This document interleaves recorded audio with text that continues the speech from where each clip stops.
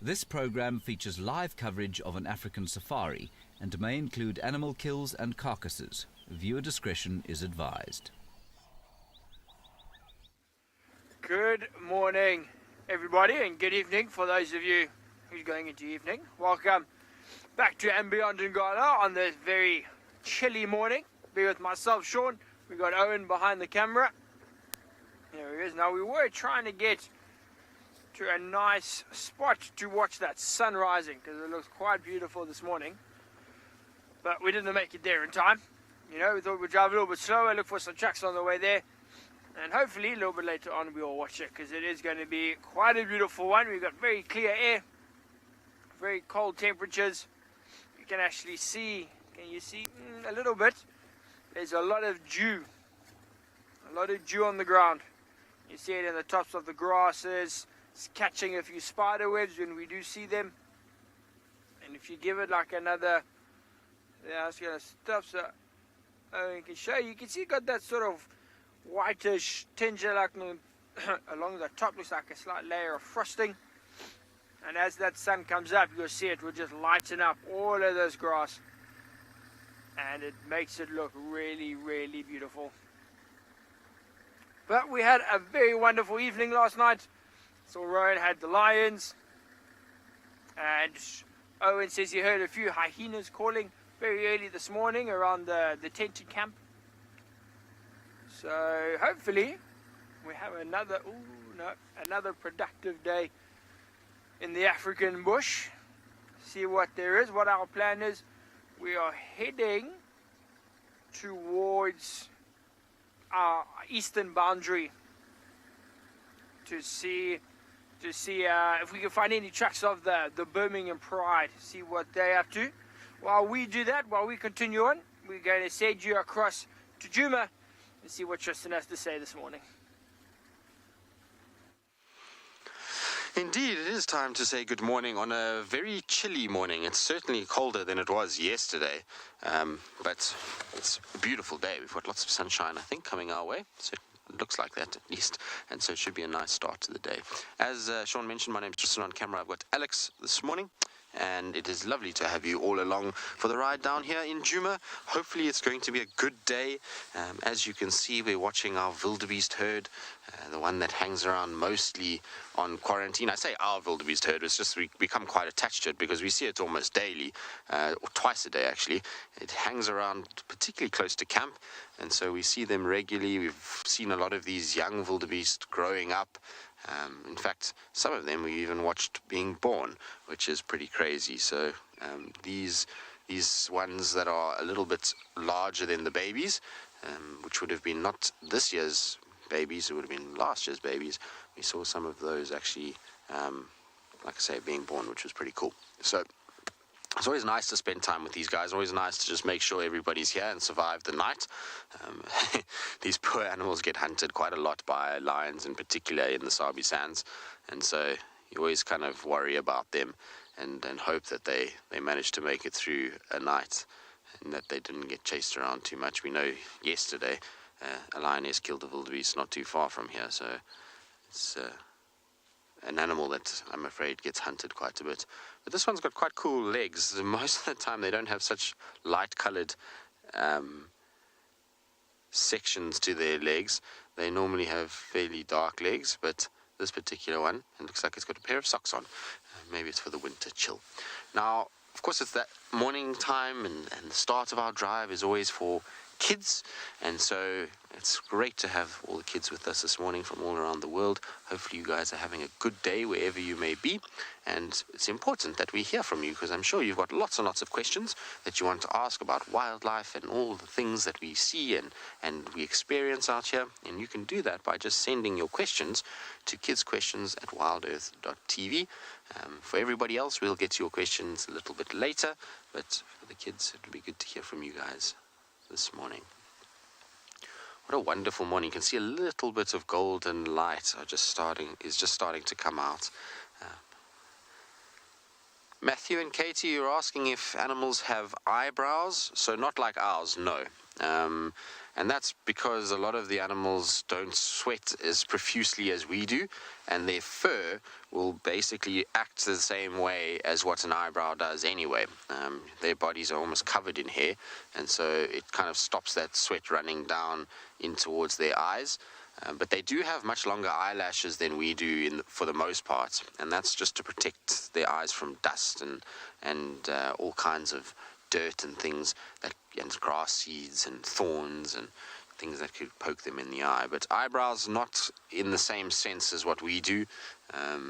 Ours are quite prominent, but that's because we have very little hair on our body, which means that the sweat runs and can go straight into the eye if there wasn't eyebrows, whereas with these guys, because there's fur all over them, that job is already being done basically by the rest of the fur, so no need for predominantly big eyebrows on the face.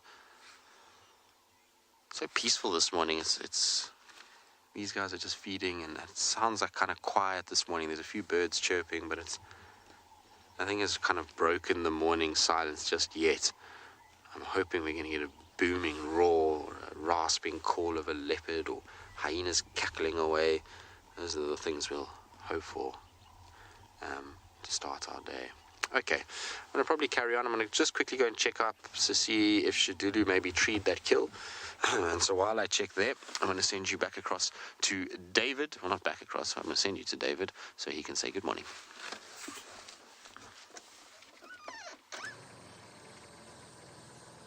Look at these beautiful Inyala. Just hopping across the road here and into the bush. That might be the last we see of them, but it was a good start. And we wish you a very good morning. And here's some more. A lot of Inyala. There we go.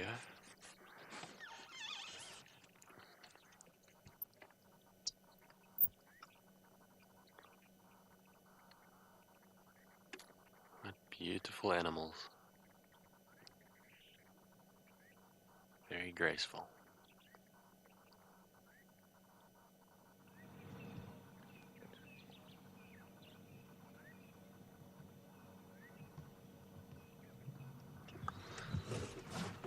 My name is David Hancock. On camera we have BK. And this morning we are out and about in Djuma, Sabi Sand, Greater Kruger National Park, South Africa.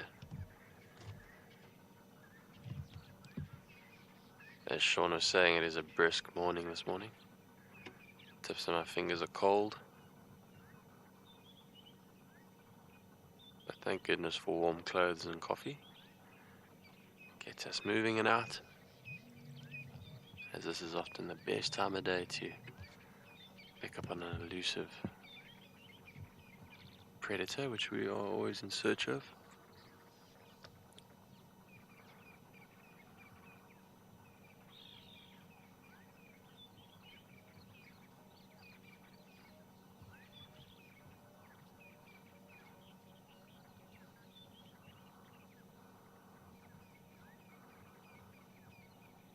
That youngster's barely visible there in that tall grass.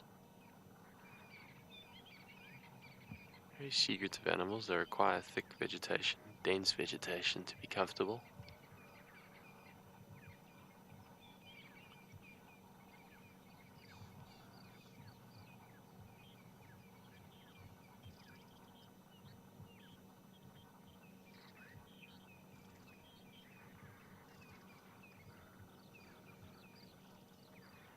Snazzy, you reckon these Inyala look like walking cinnamon rolls with their stripes and white icing. I can see where you're coming from. It's a nice observation.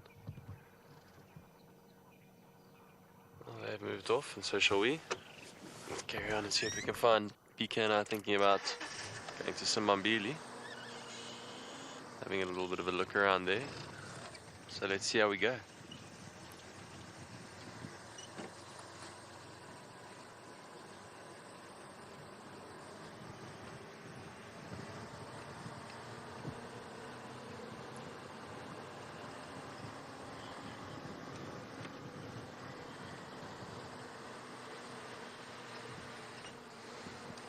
Ollie, you're 14 years old. Good morning. You've asked, do I ever get scared when I go out on safari?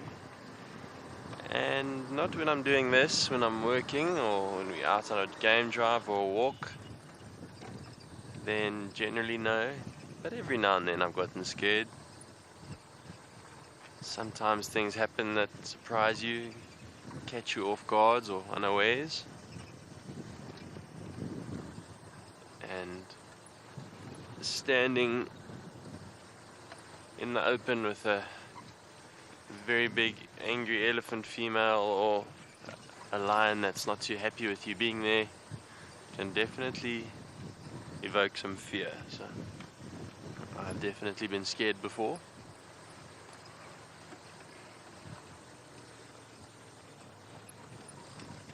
Which in a way is nice. It kind of reminds you of why this place is wild. Sometimes it's easy to get complacent and get too relaxed. Every now and then little scares can bring you back down to earth.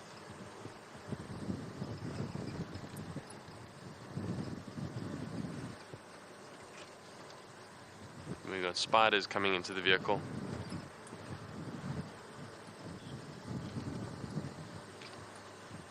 It's a beautiful day, the sun is rising, and on that note, let's send you over to Sean with his look at the sunrise.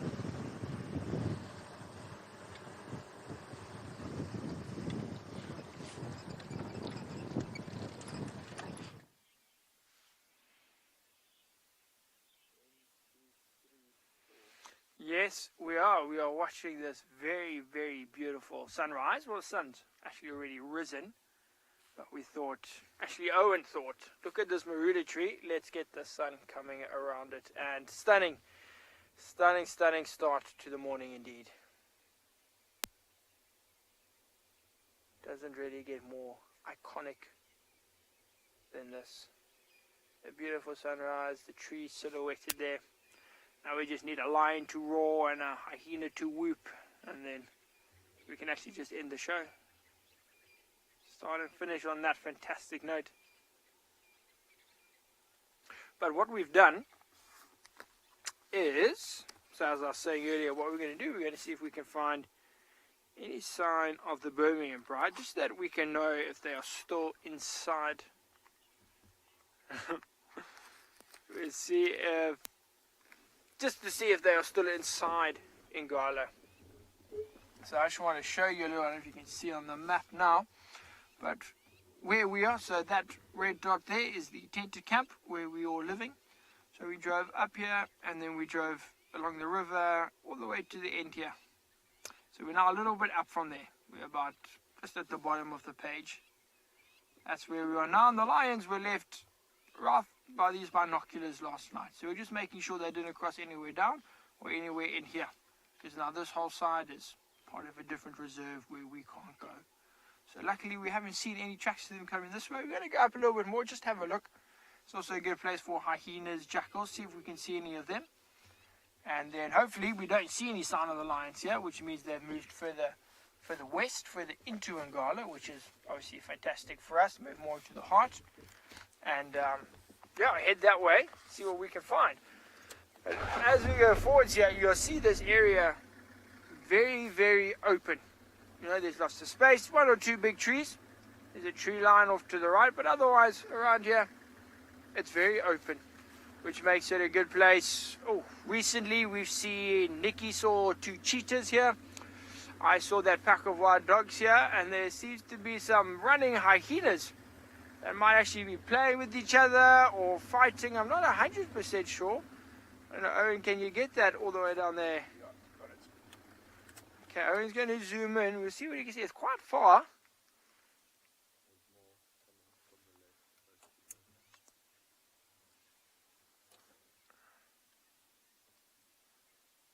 We're going to have a look. If you can see there, you can see that one. So there's actually quite a few there. There they are. See, at least 3, 4. Yeah, it is quite far. But I think we're going to sit here. I know. Yeah, sorry, we got a bit of dew on the lens.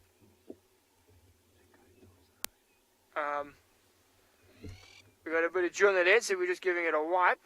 Apparently a few more hyenas further down in front of us that are actually heading towards the road. I just want to have a look at those three and see if they're just playing, they're chasing each other, or they're possibly, you know, fighting over food. Maybe there's a little bit of scratch left or something. Remember, this is where we said the lions were. But now I think, and this is, you know, a somewhat educated guess, just with the amount of hyena activity in this area we've seen recently, that there might be a den somewhere inside those trees, quite a lot further to our west, which is where you're looking. So Emma at FC says she might be able to see 4 hyenas. Oh yeah, I think there are 4 indeed, actually.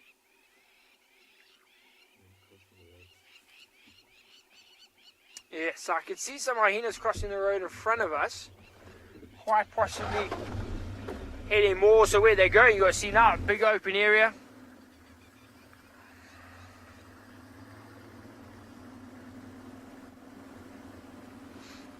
So interesting question from 11-year-old Gabriella. She wants to know, when do hyena cubs start to hunt? So Gabriella, what will happen is they'll start eating meat a lot earlier than they will hunt. So what happens, the parents, the mother will bring back food, she'll regurgitate it for the cubs, and that will happen at about, I'd say, 2 months, roughly, give or take a week either side. But actually, for those cubs to go out away from the den site and actually join a hunt or a scavenge, whatever it may be, they would be quite a bit older. Maybe closer on like a year, I would say. I was trying to see exactly where this hyena... oh, there it goes. Yes, so it ranges. They start eating meat, Gabriella, quite early, but they only join a scavenge or a hunt a little bit later on. So here, after I was trying to get away from the sun. Owen says he can make it work. So there now you can see there's one hyena. Now if you look very carefully, a bit tricky with the light, but it doesn't seem to be any blood on the neck, which is just give us a clue as to how successful these hyenas were last night in their scavenging, hunting expeditions. This one doesn't also look too full.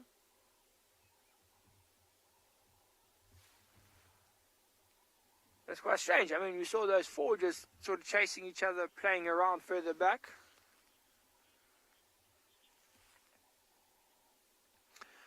So myself and Owen going to spend some time here trying to investigate these 5 hyenas, see what's happening, anything interesting. While we do that, send you across to Tristan, who's got some antelopes. We are looking at the antelope of Djuma. We're looking at probably one of my favorites in the form of Kudu, and it is the most beautiful scene now, not so much because they're on the road, but just now they were walking through this beautiful white winter grass, and it was kind of a bit misty, so now as she goes that way, you'll see they're kind of walking through this area, and it's just really, really pretty to watch them kind of coasting through this long grass, and you're just getting a little bit of that morning kind of freshness to it. It's really, really very nice. I'm quite glad that we managed to kind of find them in this area. The other bit of good news that I've got, which I'm sure a lot of you will be happy to hear about, is there's no sign of Shadulu, which is not such good news, but there is good news in that there is tracks for the Djuma Pride crossing into Djuma. Woohoo! So we're going to try and track these guys down, see if we can find them. It seems like the whole pride with the cubs and everything, so we're going to see if we can locate where they are. I haven't heard any roaring this morning, so hopefully they haven't turned and gone into Little Gowrie or somewhere like that, but we're going to try and see if we can find them. But there you can see that Kudu walking into the morning sunrise. Isn't that beautiful? With that beam of light? Super pretty. And Kudu, thank you for that. That was very nice. Quite enjoyed that. It's quite a cold morning, so I want to try and get on the tracks as quick as possible, purely from the point of view that these lions can move quite quickly when it's cold like this. So I'm hoping that if we get ourselves onto the tracks quick enough, then we'll be able to figure out where they actually are quite quickly. I'm hoping that they went to Treehouse Dam and decided to stay there. That's where I'm hoping that they went. Treehouse Dam would be the perfect spot this morning for them to have decided to settle down. So that's what I'm going to go for. Beautiful, beautiful, beautiful morning. There's a bit of mist actually this morning as well because of the cold, and this little bit of golden light and these kudu in this white grass. Ooh, magnificent.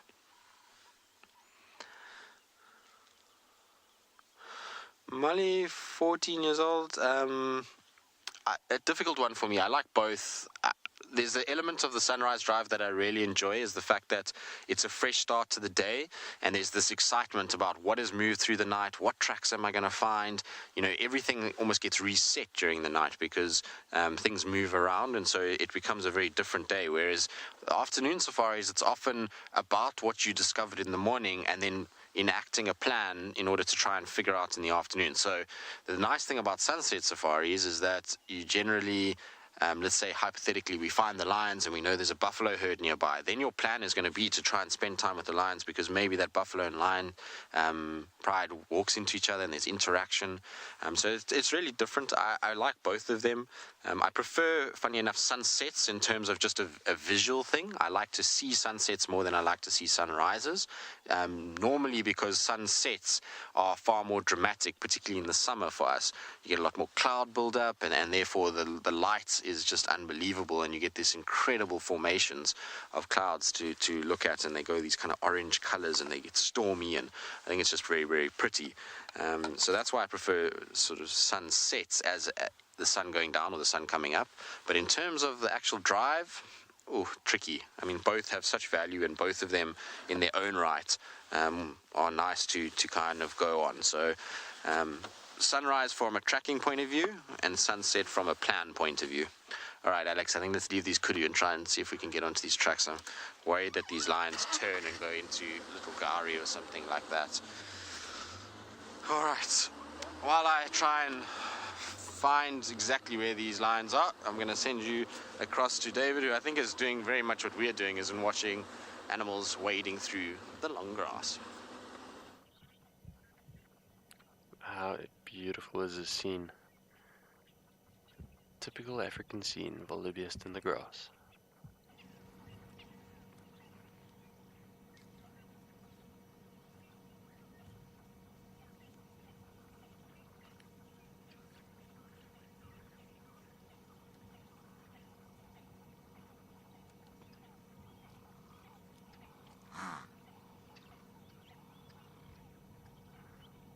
Look at that with one snort. The bull has alarmed everyone as to something not being quite right. It's probably us. A little bit uncertain as to why we're sitting here looking at them. And with that one snort, everyone picked up their heads and immediately looked around, making sure there was no impeding danger, but now it looks like they're carrying on.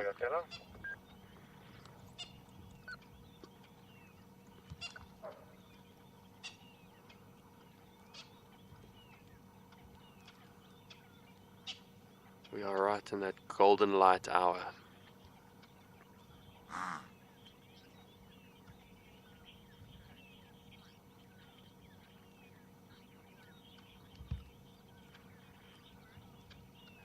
Clementine, age 5, good morning.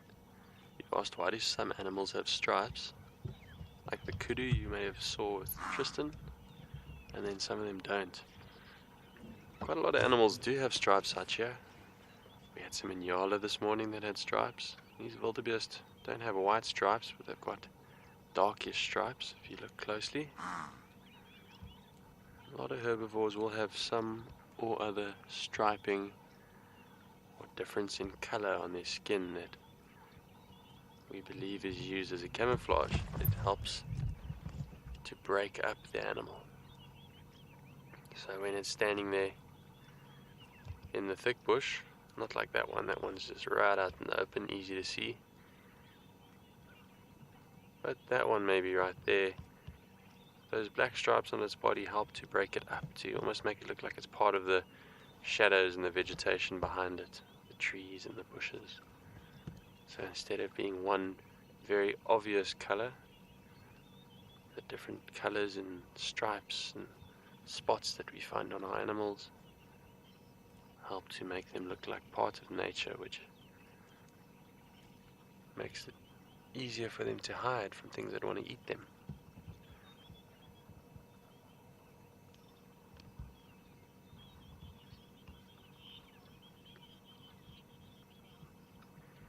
And talking about blending into the grass, it sounds like there's an exciting animal with Sean. Let's send you over to him.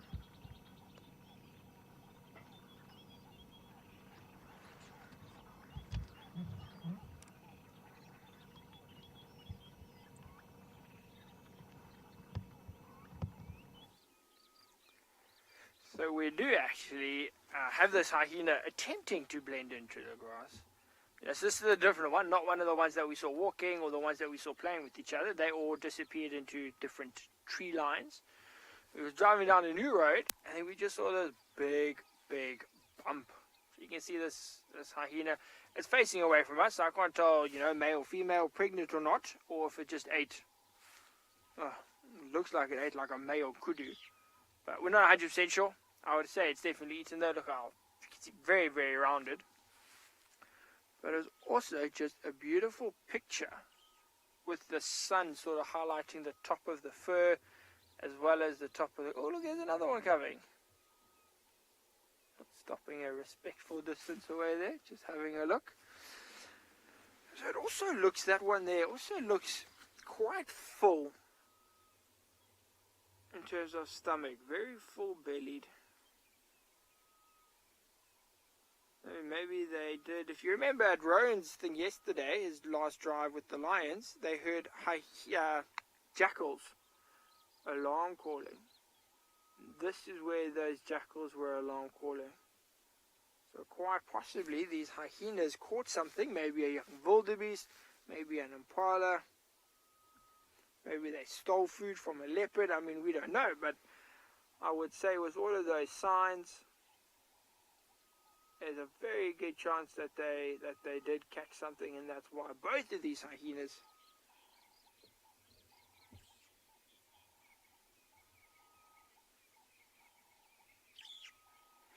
So Paddy, little 8-year-old Paddy, wanting to know why hyenas sort of scavenge food rather than hunt themselves. What is that? Is that another? Sorry, Paddy, I'll read you shortly.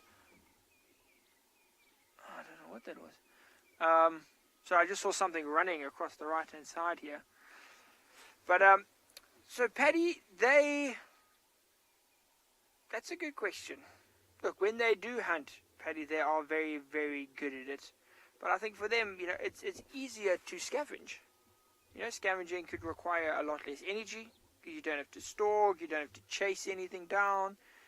You don't have to, it's a bit dangerous to hunt. Predators can sometimes get injured while hunting.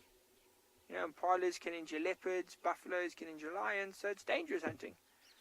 So for these hyenas, you get 4 of them like we just saw, or even these 2, they can go and steal food from a leopard, which is just much easier. Requires a lot less energy, it's a lot less dangerous for them. So I think it's just easier. It's like you going to get takeaways rather than cooking your own food. It's a lot easier to get takeaways than it is to cook. So maybe that's why they do it. And they also have the resources to scavenge. So Emma's telling me in my ear that hyenas are very good with Uber Eats, which is very true. The hyenas, they will eat anything. Be it something small like a scrub hare that they stole from maybe some wild dogs, or they can eat impala, kudu, giraffe, buffalo, anything. Anything they get their mouths on, they can eat. And that's one of the special things about them. Their jaws are very, very strong. So they can scavenge because if there's only bones left, that's okay. The hyenas can crunch those bones.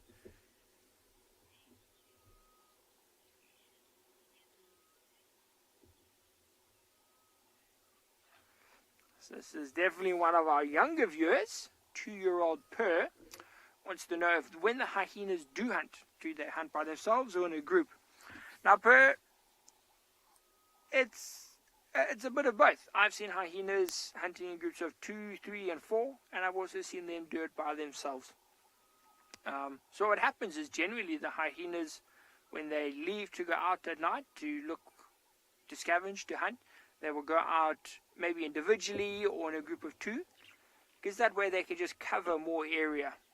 And then if they find an opportunity, let's say they find maybe a pride of lions on a giraffe carcass, then they will call. They'll make these whooping noises and call all of their clans, their friends, and they'll all come, and then they'll all sort of sit there and wait, maybe chase the lions if there's only 2 or 3, and take the food. So I always explained it, it's very similar to us rangers. You know, we leave the lodge and we spread out. We all take different roads. Then we find something and we go on the radio and we say, everyone, I found, 2 hyenas. This is where I am. And then everyone that wants to come can come. So hyenas do the same thing. They spread out, they find something, they call the other hyenas, and they all come and gather depending on what it is. Hyenas are actually fascinating animals, quite complicated, very sort of intricate social structure. They live specific ways with rankings and hierarchies and things like that. And they're also very intelligent. Their ability to sort of hunt and understand. You watch them hunting and you can see there's quite a big mental capacity there. The techniques that they use, the coordination, the strategies. Really, really awesome. It's really awesome to watch. Underappreciated animals, hyenas. I mean, look at that. With the sun glowing on that little bit of mane, that fur across the top of the back, the neck. The long, long neck, sloping body. Big ears.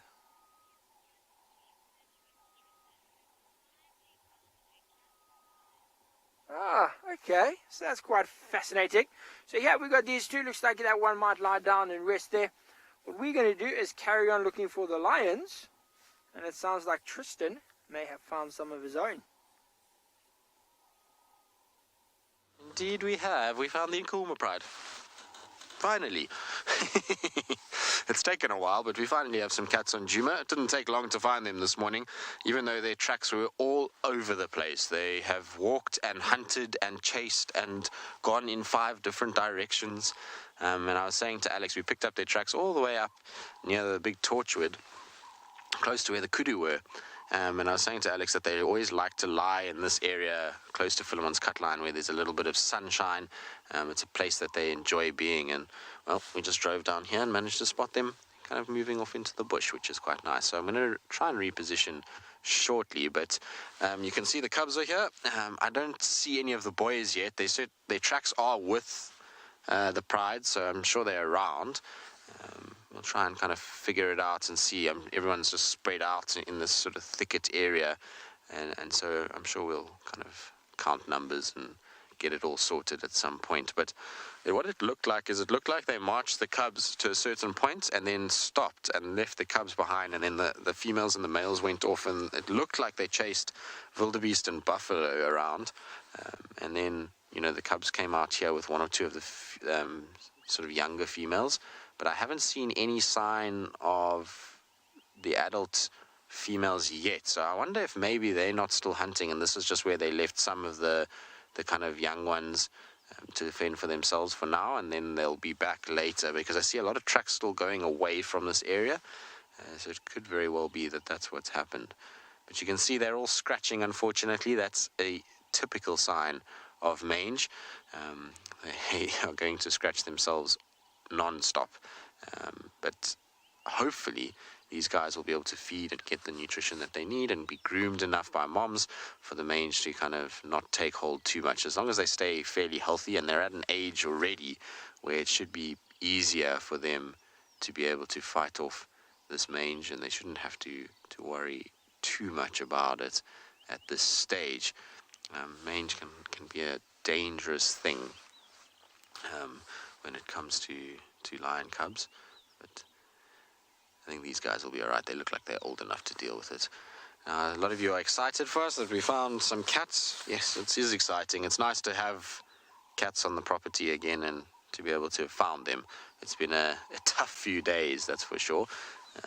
But the one nice thing is when you have lions, then unlike a leopard who's notoriously difficult to track down, lions for me are often a lot easier, and purely based off the fact that they big prides, a lot of paws, and generally like to walk on roads, so it makes finding them quite a lot easier than looking for a leopard. I always say 4 paws versus a pride like this, which has got over 50 paw prints. A lot harder to track only 4 as opposed to that number. But good to see these guys. The little ones are so big since the last time I saw them. The last time I saw the Djuma Pride, I think, was in September or October, somewhere there. So they look so big compared to what I saw last time. Now, who's 2 years old, is asking why lion prides need such big territories. Well, lion prides need big territories because they need a lot of food and they need a lot of water. And so that means that they've got to move big distances in order to find the food to be able to live. They can't be in one small little spot because otherwise they're not going to find enough food to be able to survive. They're going to get a situation where they're going to not be able to chase down things, and then they'll get weak and they die from there. So big areas allow them to find all the food that they need in order to live and to survive. Alex, I'm going to just move us slightly just so we have a bit of a better view of what's going on here, because everything's very obscured by bush. So we're just going to try and get ourselves into a spot where we can kind of see things a little clearer. Shame, guys, are you all scratching? Oh no. Not great that they've got mange. The problem with mange also is with these cubs is because of how sociable lion cubs are and how much they play together and lie together and roll on each other. They just spread the mite from one to another, and it makes it a lot more difficult for it to clear up. When you see adult lionesses or adult lions, they generally will just move apart slightly and they'll kind of groom themselves, and the mite doesn't transfer as easily as what you see with cubs. Cubs always huddling together, particularly now in the winter months where they lie in this small little kind of puddle of lion cubs. So they transfer the mites a lot more because of it. Hopefully, though, moms will be grooming and keeping them in decentish condition. Shame, they're all scratching. You guys itchy? Must be the worst thing. But they're so super cute. There's nothing like lion cubs, that's for sure. I will say this: a lion cub is one of the cutest animals, especially those newborn kind of fluffy balls that you get sometimes before they get a little bit lanky, because as they grow up, much like leopards do, they get to a point where their paws and their ears look way too big.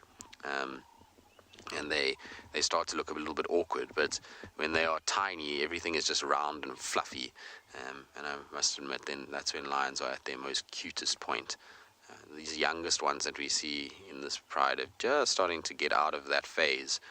They're still very cute, though. The older ones are starting to look a little bit kind of lanky. But like I said, it's part and parcel of growing up. Got to grow into paws and ears at some point. Kaylin, who's 10 years old and from Ireland. Kaylin yesterday was supporting us and telling us that, she was still enjoying the drives, and so she's very happy that we found lions this morning and saying, well done. I'm very happy as well that we found lions this morning. It's really nice to have them on this side of the world.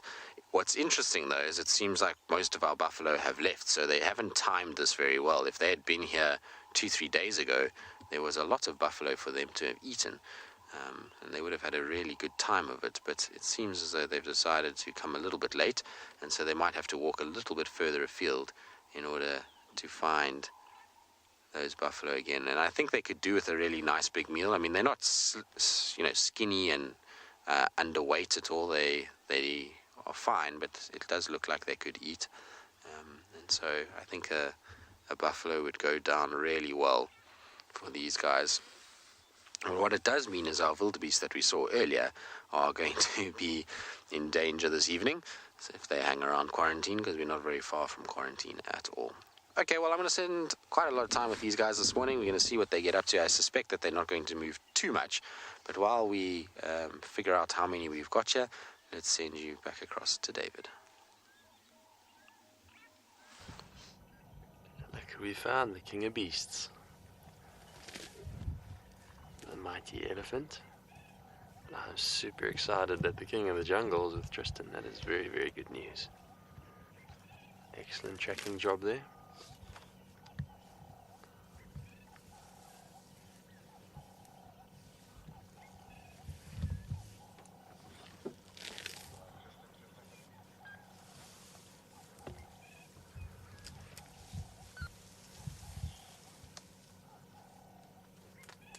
This is a beautiful elephant bull.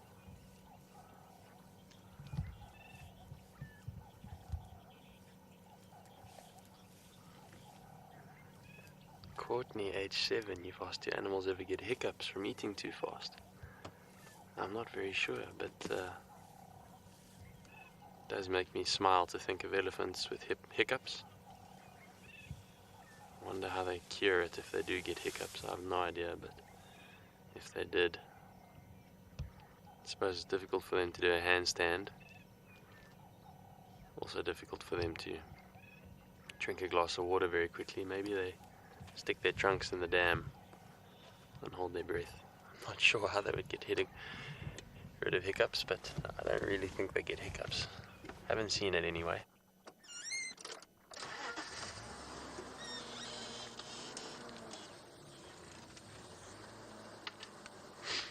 I would love to see an elephant do a handstand though, if it had hiccups.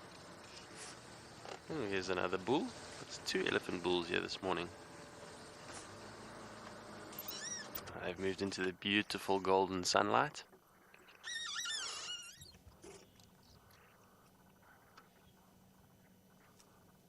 My dog sometimes seems to have hiccups. It doesn't really sound like our hiccups, it's more like a funny breathing that they do, but I'm not so sure it's the same thing.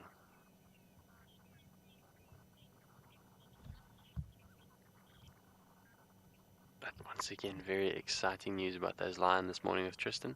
Let's send you back over there and enjoy that beautiful sighting.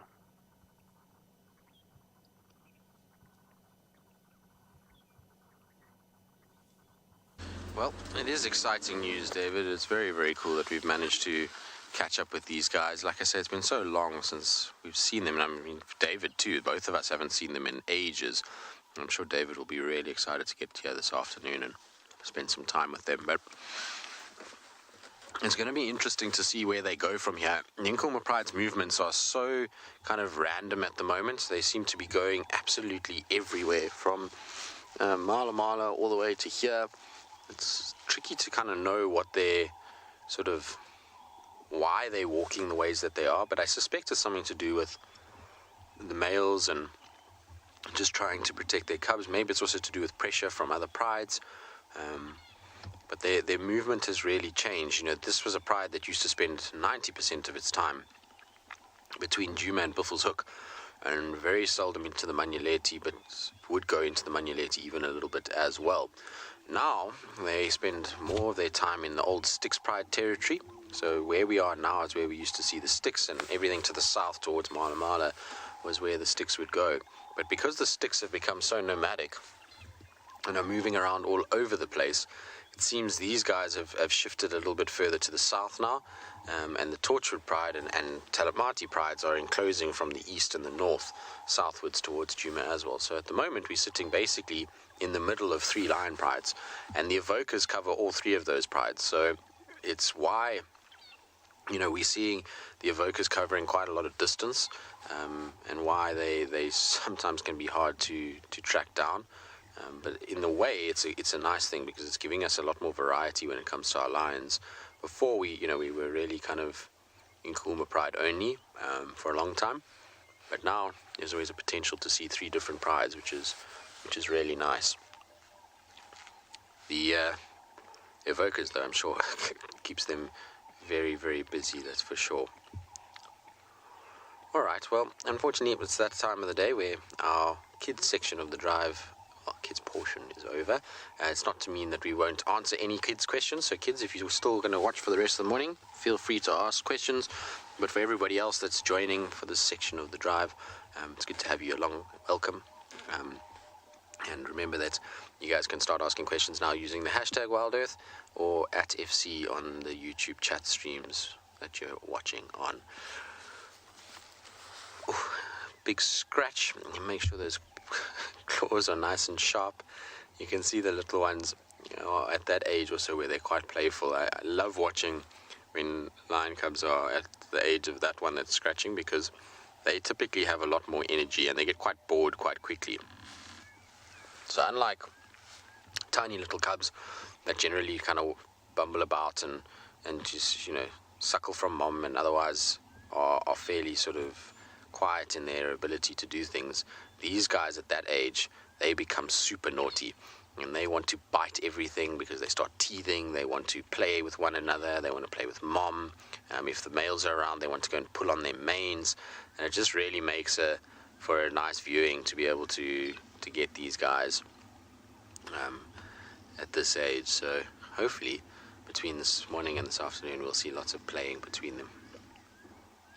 Adele, to be honest with you, I wasn't 100% sure, but I'm told that there's 6 adults and 8 cubs, and then the 2 evokers if they're with them. So I think that's what it is, which would make 16 members. But we definitely don't have that many here that I can see. I can see 1, 2, 3, 4, 5, 6 adults. Okay, so we've got the 6 adults, and I don't know how many cubs. I haven't counted them yet. But I know all 8 cubs were seen with them not a few days ago. So yeah, they seem to be accounted for, but I don't know where the boys have gone. Their tracks are definitely here with them. Often what you find, though, is when a pride lies like this, that the males sometimes lie a little bit off to the side. They don't always lie right up in amongst the other lions.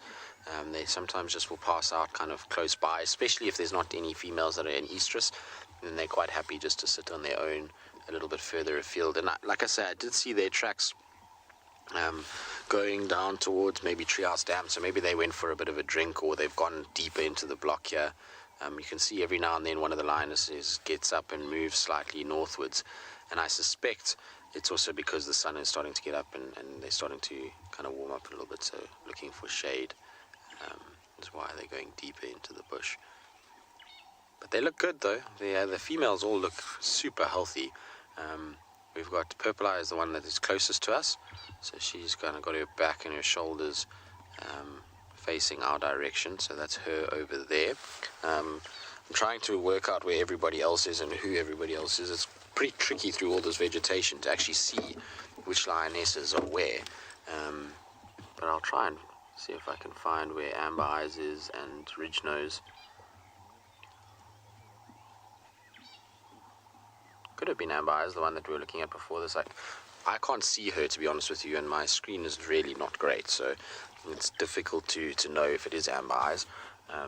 She's behind a whole bunch of bush for me, so even with binoculars, all I can see is her ear. But I think it's her.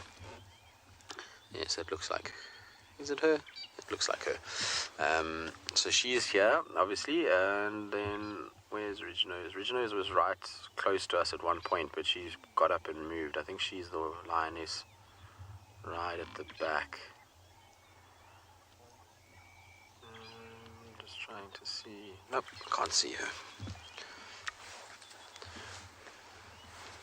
Dina K, it's interesting. So for those of you that kind of have joined recently and don't know much about the Styx Pride or what's been going on with them, Dina's asking about the Styx, so I'll just fill you in quickly on kind of the history of the Styx Pride. The Styx Pride has been being viewed in the Sabi Sands for as long as pretty much these lodges have been running. So they're a very old pride within the area. It's one that has been followed numerous times, and it was a pride that was really strong at one point. When I first came up into this northern sector and first saw the Styx pride, they were 11 members in the pride. But slowly but surely, through a series of very unfortunate events and a lot of change within the male section of this area, so the Mapojos, the Majingalans, the Mid-Timbers, Birminghams, and now Evokers, it's meant that the Styx unfortunately suffered quite heavily to a loss of lions. That then, coupled with the fact that they had a really bad mange outbreak in the pride for a while, has meant that the Styx pride was whittled right down. And they were under the guidance of a very old female for a while, and she used to take them kind of between here, Djuma and Mala. That was their kind of track that they used to walk. A little bit onto Arethusa, a little bit towards kind of Nkoro, but mostly Little Gari, Djuma, Hofmans, Mala. That was kind of Styx area. That old female then died, and it left the pride kind of almost rudderless in a way. And from there, they just started to become nomadic and started to move. And I believe now there's 5, I think, in the Styx pride. I might be wrong, 5 or 6.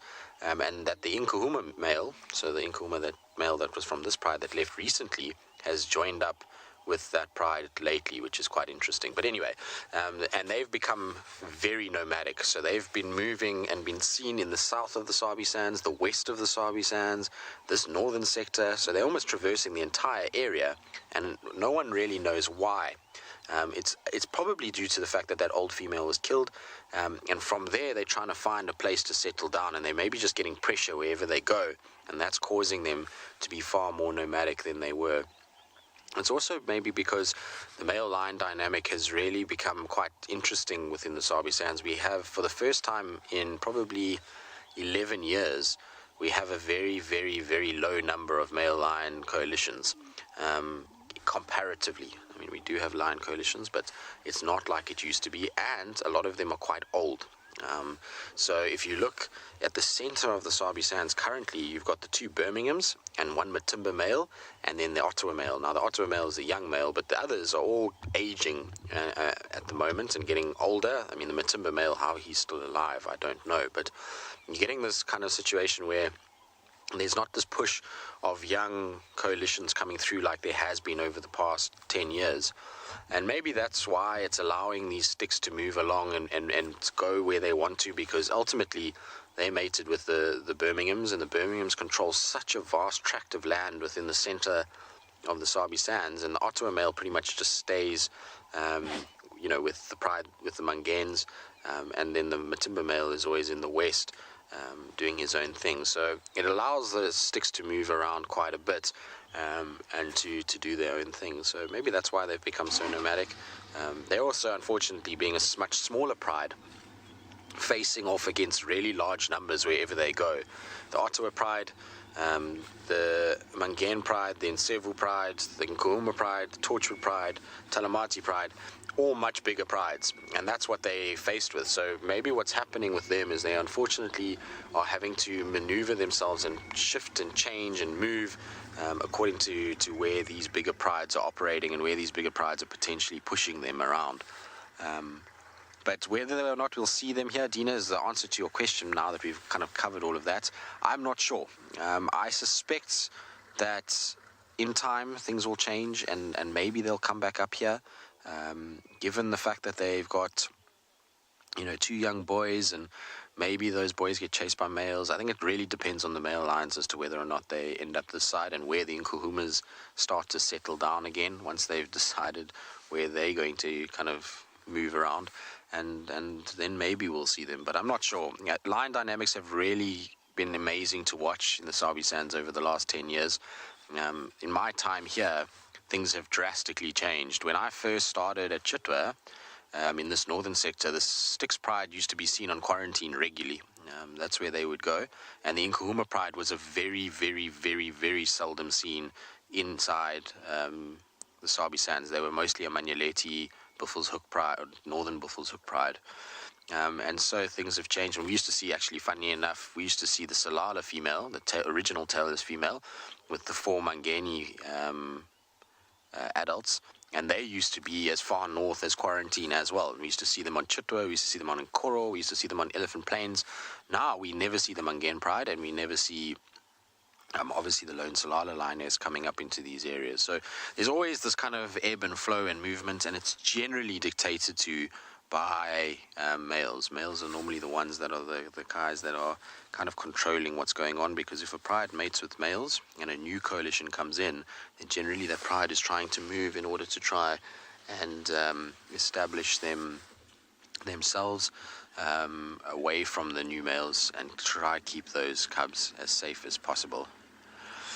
Alright, well, we'll continue watching our girls and the cubs, and we'll keep an eye out for the boys. But while we do that, let's send you across to David, who's watching something that these guys, I'm sure, would love to eat.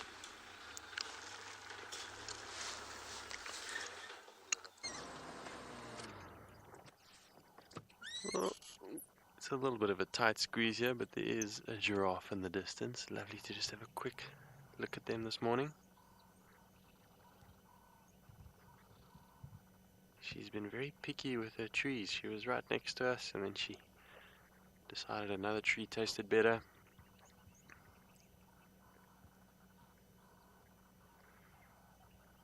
Giraffe have the benefit of being able to pick and choose which trees and which leaves they're looking for, because they're the tallest things out here, so they can reach the upper canopy that no other mammal can. One of our favorite creatures out here. They're just so bizarre and funny looking, but also majestic in the way they walk. Well, we're enjoying this morning. We're exploring a little bit on the Simbambili property. And it's a lovely, lovely morning. We'll try and get our way out of here. We just stuck our nose into a little gap here to try and have a look at this giraffe.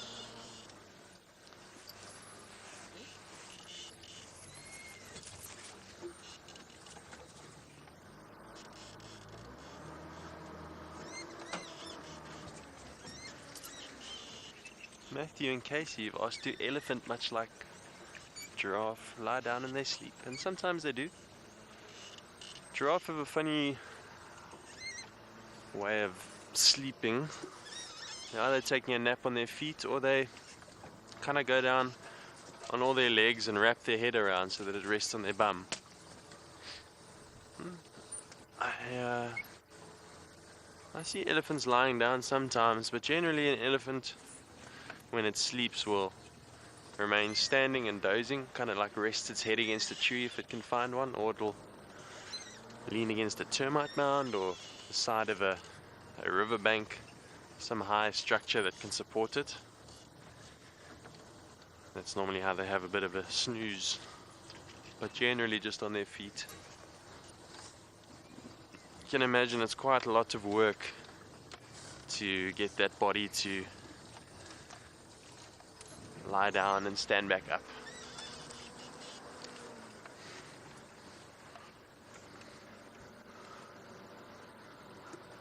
When we stopped for that that giraffe, we saw leopard tracks. I just wanted to quickly see if we can pick up on them again and see how fresh they are. Tammy, you've said that no two giraffes have the same pattern. I think you're quite right. Like human fingerprints, all these animals have slightly varied patterns on their skin. That's what makes them unique. It's what makes nature so special. I'm going to see if I can pick up on these leopard tracks that we just had recently. While I do that, let's send you back over to Tristan with his lion.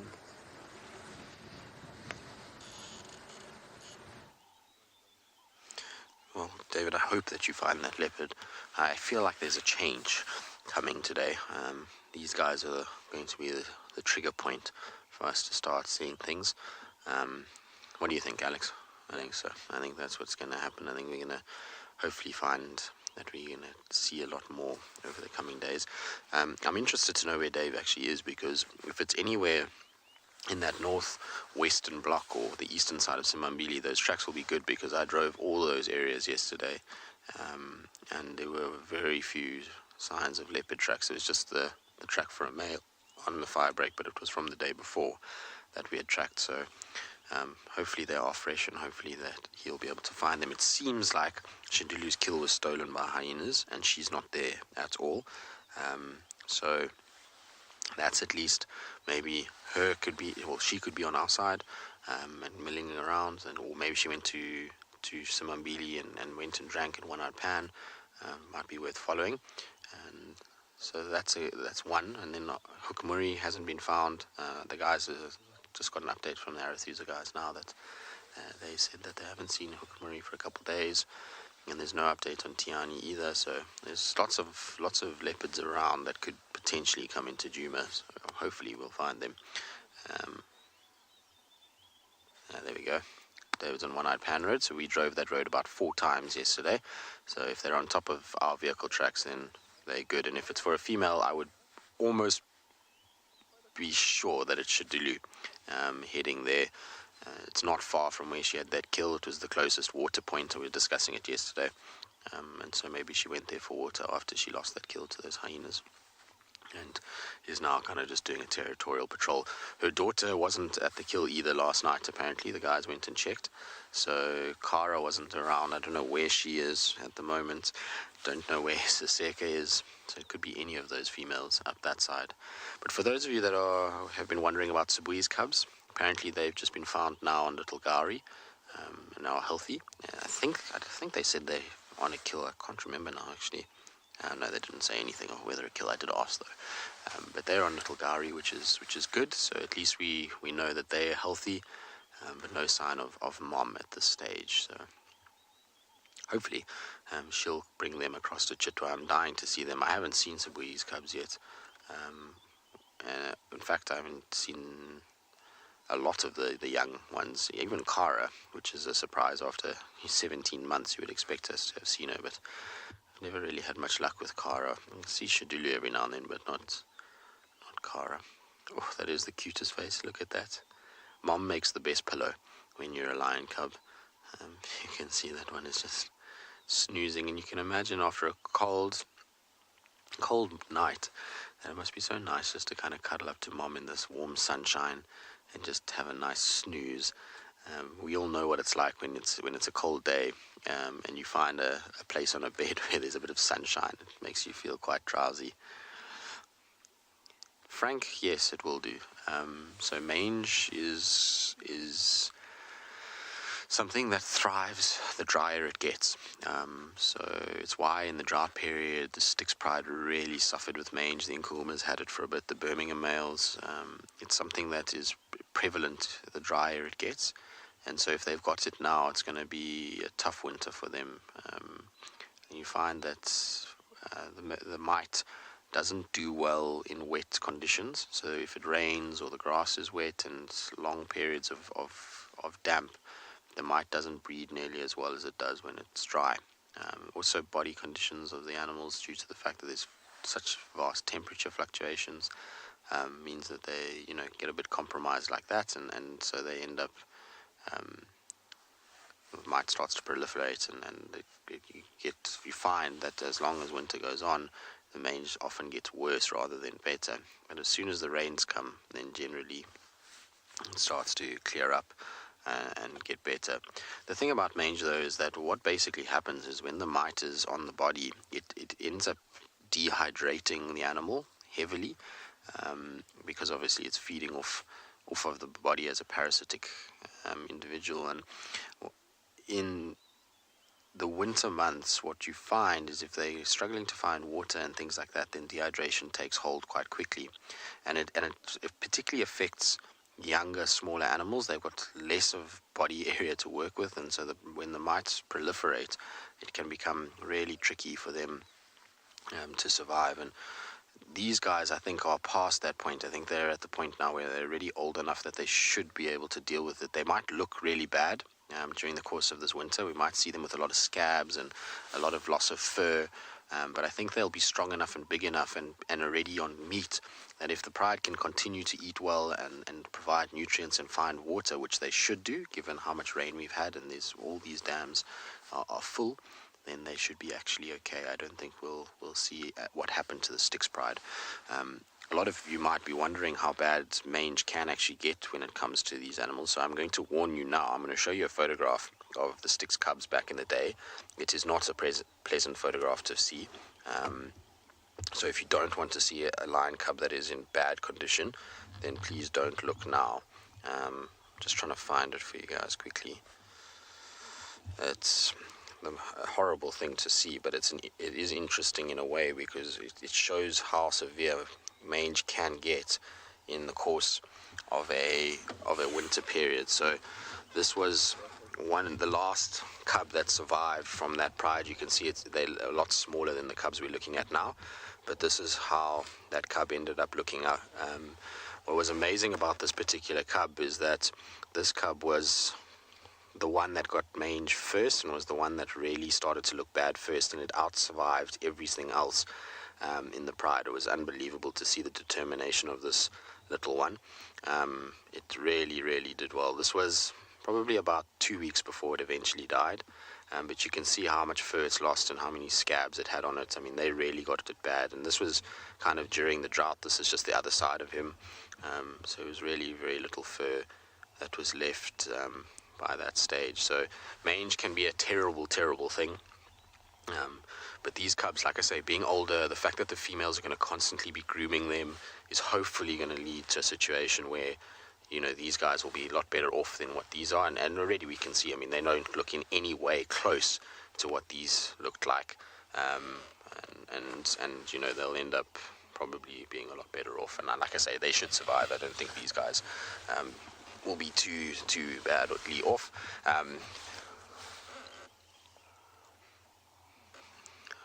Azani, yes, exactly. It's why the story of the Mange males was so interesting and so great.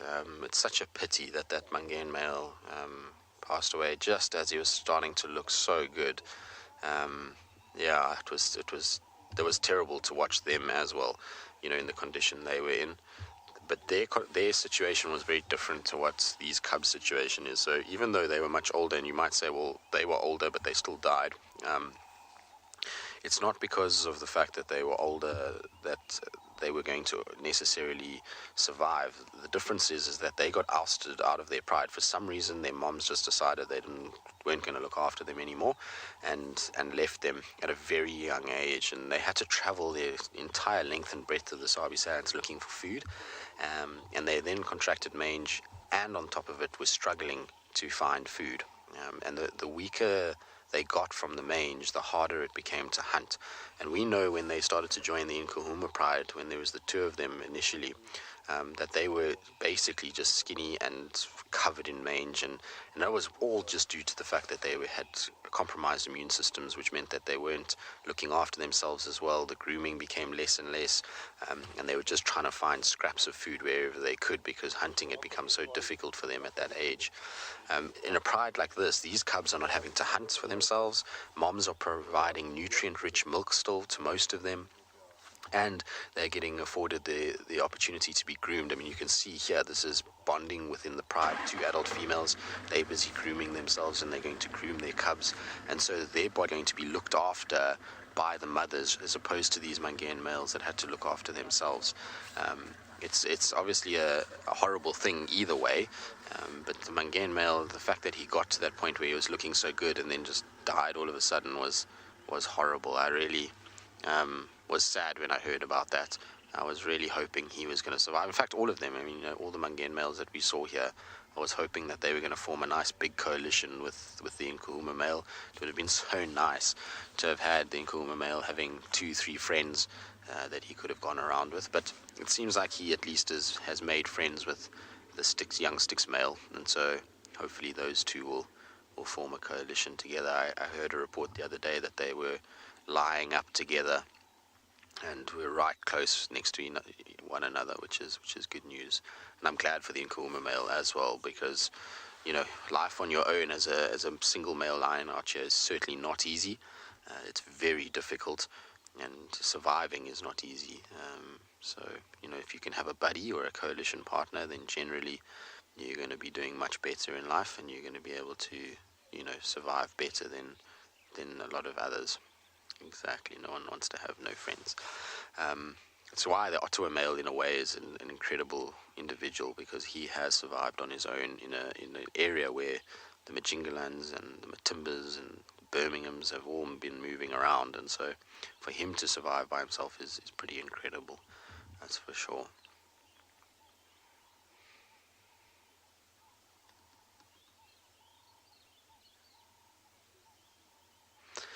Beverly, no. I've never seen two prides join together and stay together. Males, yes. So males from different prides joining together and staying together, that I've seen, but not prides. Generally with prides, I've seen splits rather than joinings.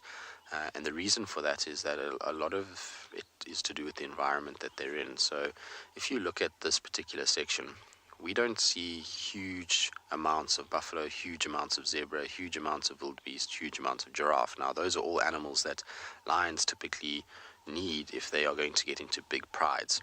And so what you've seen in the history of the Sabi Sands is essentially prides getting to a certain size and then splitting. So you look at the Salalas is a great example of this in recent history, but this pride too, which I'll get into just now. But the Salalas essentially was Salala pride, which then had a split off into the Mange pride, the Salala breakaway pride, and then the Nsevu pride. So there was actually at one point 4 prides that were made up of the same lineage and the same kind of starting point. And that's all just to do with the fact that different males and food availability became a certain problem. Look at that little one squeezing between these two. Cute. So you end up with a situation where there's splitting rather than joining together. In the case of the Nkuhumas, the Torchwoods and Telematis and Nkuhuma prides are all related. And again, what's probably happened is that they just cannot find enough food to sustain large numbers. So when a pride gets over 20, 25, they've got to be eating something like the size of a zebra almost daily to sustain everybody, particularly when the cubs get big. And that becomes really difficult in an environment like this. It's not easy to find that amount of animals where we are. The bush is thick, it's dense, it's better designed for things like Impalas and Kudus and Inyalas and those kind of things, which won't really sustain them. And so that's why you find that they split off. It's food availability becomes tricky, and they then, start to move away. And then obviously you add the element of male lions into that as well, and that's where his splits happen. But coming together as prides, not that I know of in terms of 2 complete prides joining. A random female here or random male here or there, that I've heard of and seen, but never complete prides joining together. Yeah. The Southern Pride actually had a lioness that joined them. So Floppy, who actually became the kind of iconic lioness for the Southern Pride and the one that used to walk in the front and the others would follow, she came from a different pride. She actually wasn't born to that pride. So it can happen with females too, but generally whole prides don't bond together and socialize. Interestingly enough, though, they will feed together. So these guys and the Telematis have been seen on a carcass together, and these guys and Torchwoods have been seen on a carcass together, which is interesting. The Mangens and the Salalas too. It's happened with them as well.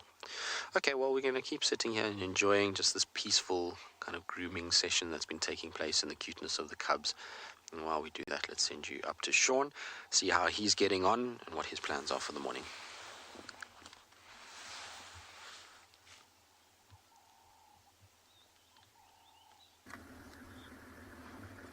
Okay, so we have still been searching for our own lions. We heard some males calling, but it sounds like it was off our sort of eastern boundary where we saw that single hyena walking towards. But then there were some other rangers that heard hyenas calling and sounds like maybe fighting in this area here. So we thought we'd come down this side, do a bit of an investigation, see what we can see what tracks there are, anything actually worth following on this side. Well, I've heard Djuma's doing nicely with that Nkuhuma pride. And I was actually thinking, I overheard some of the questions about prides coming together, things like that. And when I arrived here at Ngala, so just over 3 years ago, the Birmingham Pride, the one that we've seen, and a couple weeks ago maybe, Rowan tried to show you the Birmingham Breakaway Pride. But anyway, just after I arrived here, those two prides joined up. And, oh, sorry, there's just some warthogs there we're trying to get in before they disappear. And then I'll carry on with my story. You see, there's quite a few. 1, 2, 3, 4, 5, 6, 7 of them. Quite a big family of warthogs. And surprisingly relaxed. I mean, remember yesterday, I think Tristan tried to look at the warthogs and they just disappear. That's what they do normally. So I quickly interrupted our story to have a look here. You can see some of the little ones actually still feeding. But again, how stunning is that morning sunlight? Just lighting up that sort of mane, the back, on top of these warthogs.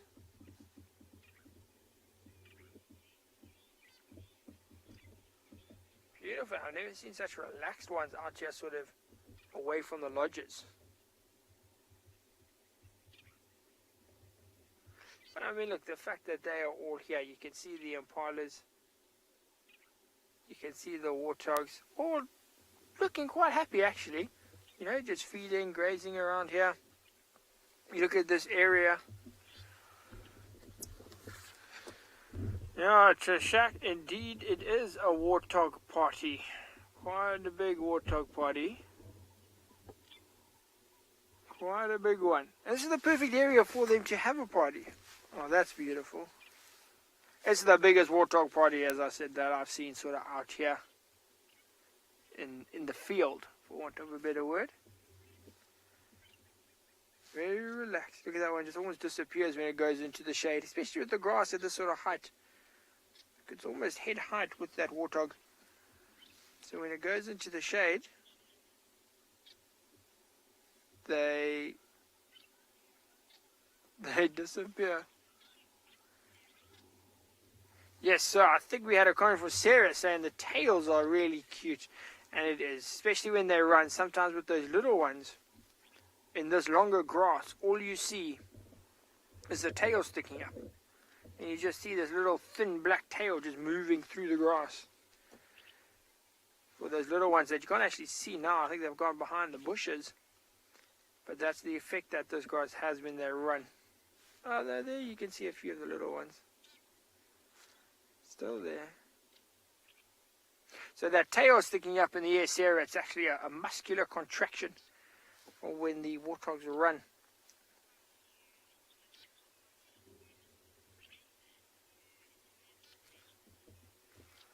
So we are going to watch these warthogs and then carry on investigating around here, see if we can find those hyenas, what they were calling about. But while we do that, sounds like David trying to make friends with the hippo.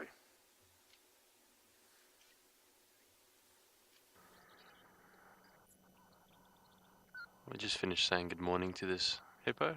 He just replied with some snorting, and all is well here at Simbambili Dam.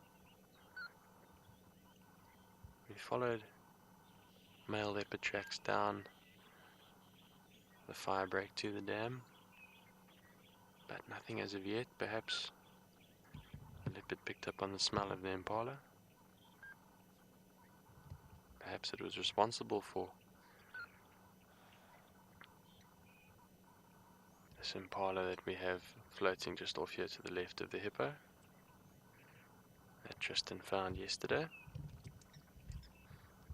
Kind of bizarre, an untouched impala ram just floating there.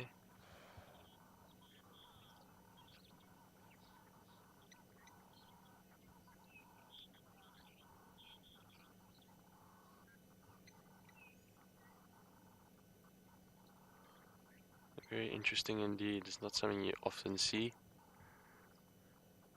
We can only speculate as to how this impala got in here.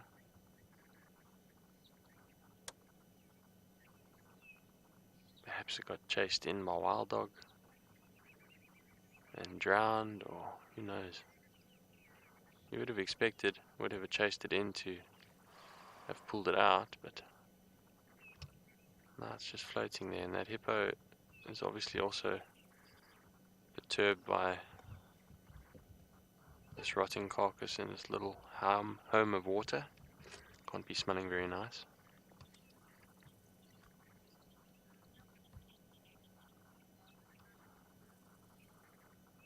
Giving his bath water a funny smell.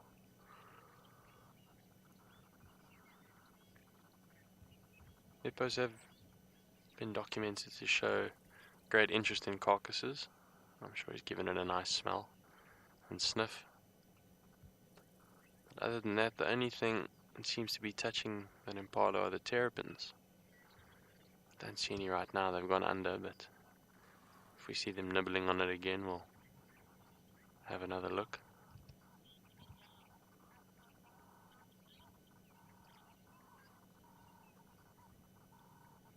Adele, you've asked, have any crocodiles found this impala yet? It doesn't appear to be. Perhaps there's no crocodiles in here at the moment. You see its horn at the back there.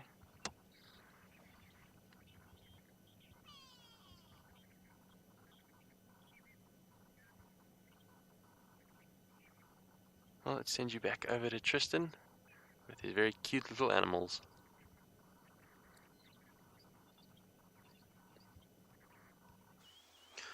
Right, well, yes, we are with cute little animals. You can see from one carnivore that is social to another carnivore that is social. That's the dwarf mongoose. We're still sitting with the lions. These guys are just close by. They're at a big termite mound that is very prominent off the edge of Philemon's cut line, and I'm sure they're quite happy that the lions have moved off into the bush, because it's allowed them the opportunity to come out and sun themselves and get nice and warm. If the lions were lying around there, the poor things would have had to stay into the mound until the lions moved off, because young lions will chase little cubs like that, or little dwarf mongoose like that, and would have made for a very bad day for them. But I've just been sitting listening now, as you might have heard, caught me, Alex and I talking a little bit, but we were chatting about Impala's alarm calling. We can hear Impala's snorting.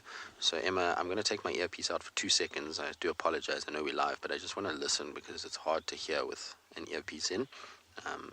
So I just want to hear if they're still snorting. Obviously it's the rutting period, and so it means that alarm calls can be confused, but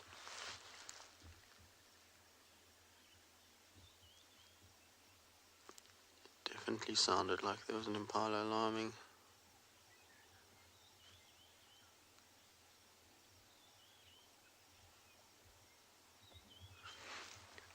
It's gone quiet now. The thing is that this time of the year, what can happen as well, which makes it a little bit tricky, is that the male impalas are rutting, so there are a lot of snorts and noises that come from them. But because of the rut, what happens is they actually separate themselves and they get into a situation where they become on their own. And when they're on their own, that makes life quite tricky for us, because sometimes they will spot something, and you'll see there's a car that's going to come past now. I do apologize. Alex is going to try to keep it out of the frame, but the males being on their own means that if they see something, it's just a single impala snorting. Now, normally when we rely on alarm calls, we're relying on multiple individuals snorting, and that really tells us that something's up. But when it's just a male by himself, you only get that one snort, and it's not as kind of explosive as an entire herd. When an entire herd sees an impala, sees a leopard or a lion, everybody just starts snorting, and it's like a machine gun rapid fire of snorts. But obviously when there's just a male impala by himself, it's a much more gradual kind of process, and you just get a snort and then a break, and then a snort and then a break, and a snort and a break. So it makes it much harder to hear when you're sitting, if it's just a male, or if it's a male rutting, or if there's actually some sort of predator around.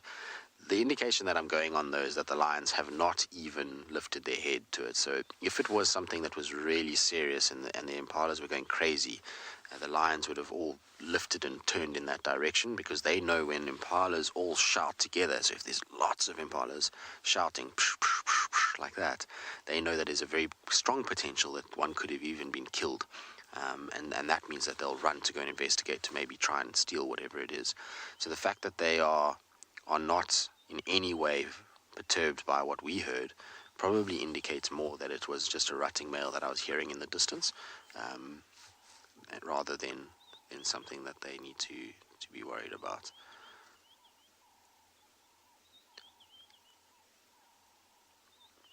Tough time of the year to rely on impalas, I'm afraid.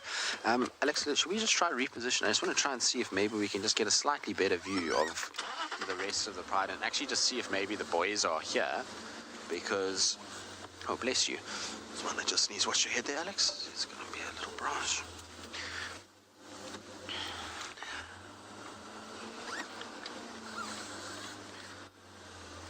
I don't see them though, but their tracks are definitely with this pride, so I'm not sure if maybe they're just not lying up somewhere close by, or if they decided to carry on walking and left the pride to do the pride things.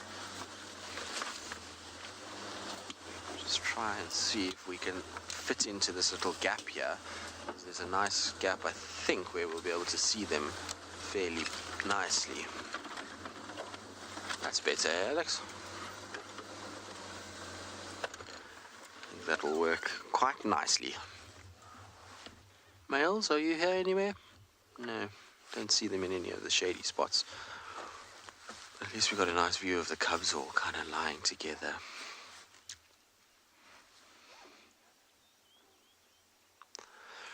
Joshua, it depends on, obviously, the injuries, because for a long time, so I actually don't know what injuries they've got at the moment. I know Blondie was limping, and Dark Main's been limping a little bit for a while, and, you know, so male lions do limp. There's a lot of male lions that do it.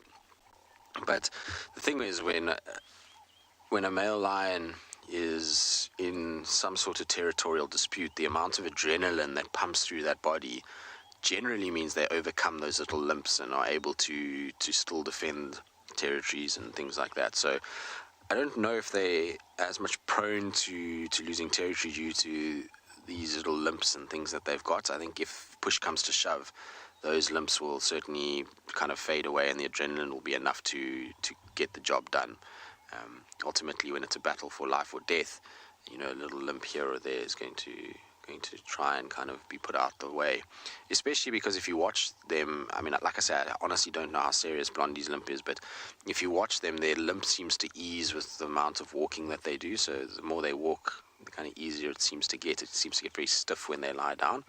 And so maybe, you know, it's one of those situations where in a fight they'd be able to kind of overcome it. Of course, if it's very serious and it was a broken leg or something like that, that's a very different story, and wouldn't be nearly as easy for them to be able to fight with others.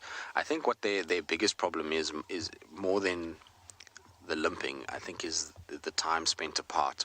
So Dark Mane in particular is going to have a tough time if a coalition arrives, and the reason being that he's on his own. So yes, he's with a pride, and yes, the Tortured Pride is big, and I mean, Talamati Pride is big, and yes, he's got other lions around him.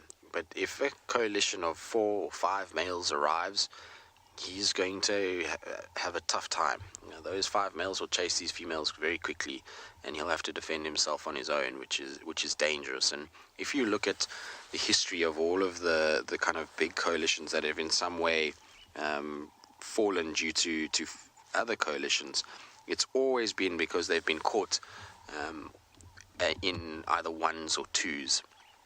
So you look at the initial Mapocho-Majingalan interaction, those Kinky Tail was unfortunately killed due to the fact that he was basically on his own. Mr. T only arrived later into that fight, and by then the damage had already been done.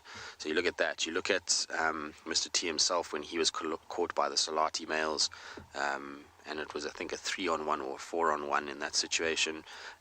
Even the Majingalans, to a degree, they had instances where they were caught off guard. And so I think that's more dangerous to these evokers than the sort of injuries that they've got.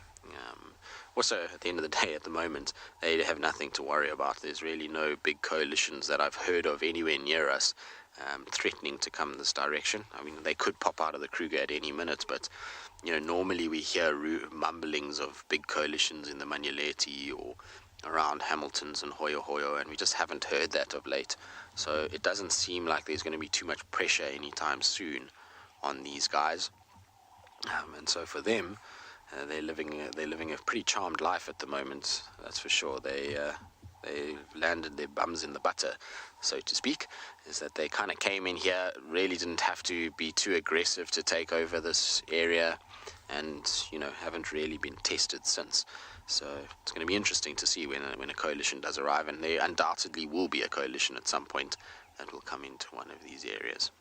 Okay, well, we'll keep up with our lions. There's lots to talk about. It's nice to be talking about lions and history of lions and the Sabi Sands and males and all these kinds of things.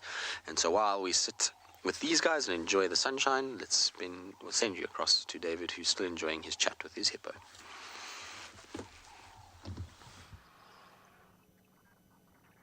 Welcome back.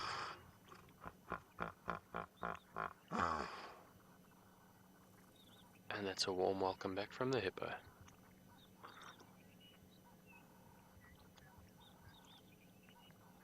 Nothing much has changed here, just spending a bit of time seeing if there's any other activity around the dam. So far not too much, just those terrapin making a snack of the impala.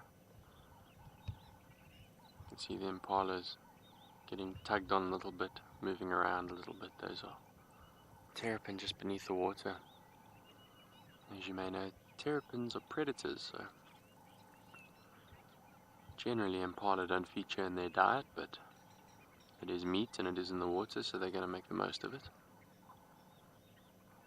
Still very interesting as to how that got you.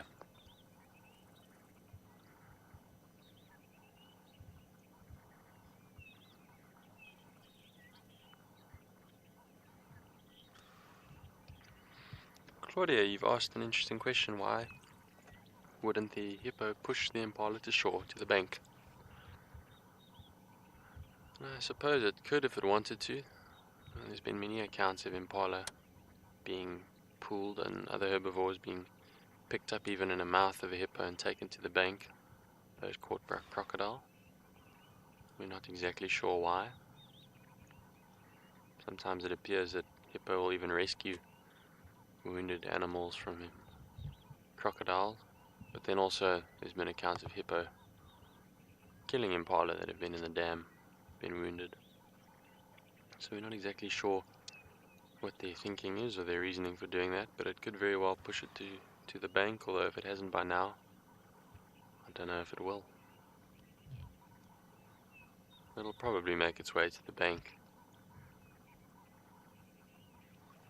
on its own between the ripples of the hippo and the terrapin tugging at it, and then hyena or something similar would more than likely finish it off.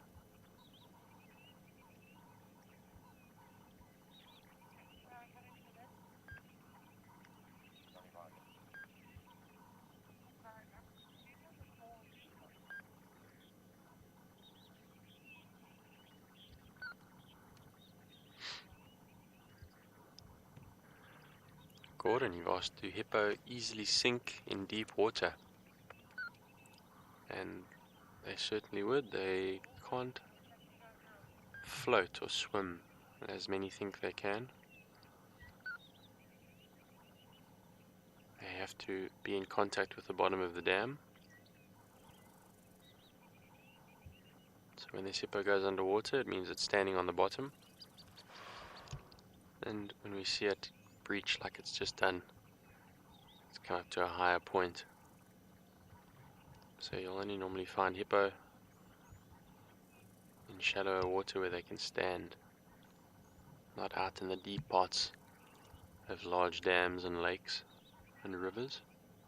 If they are in the deeper areas, then they're underwater. Of course, they can hold their breath for a long time, so they have no problem moving around on the bottom.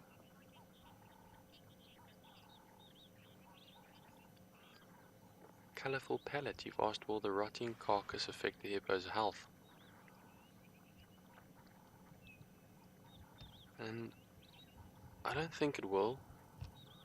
Rotting animals can cause diseases such as botulism in small bodies of water.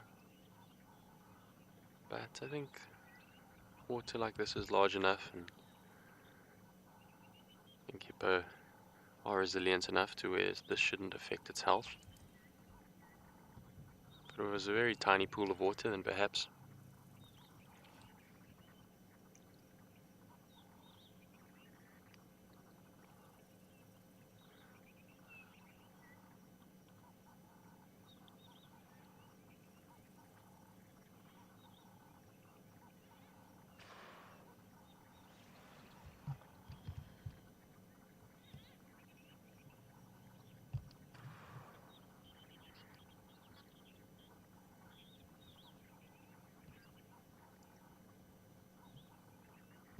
Well, it's a very enjoyable dam.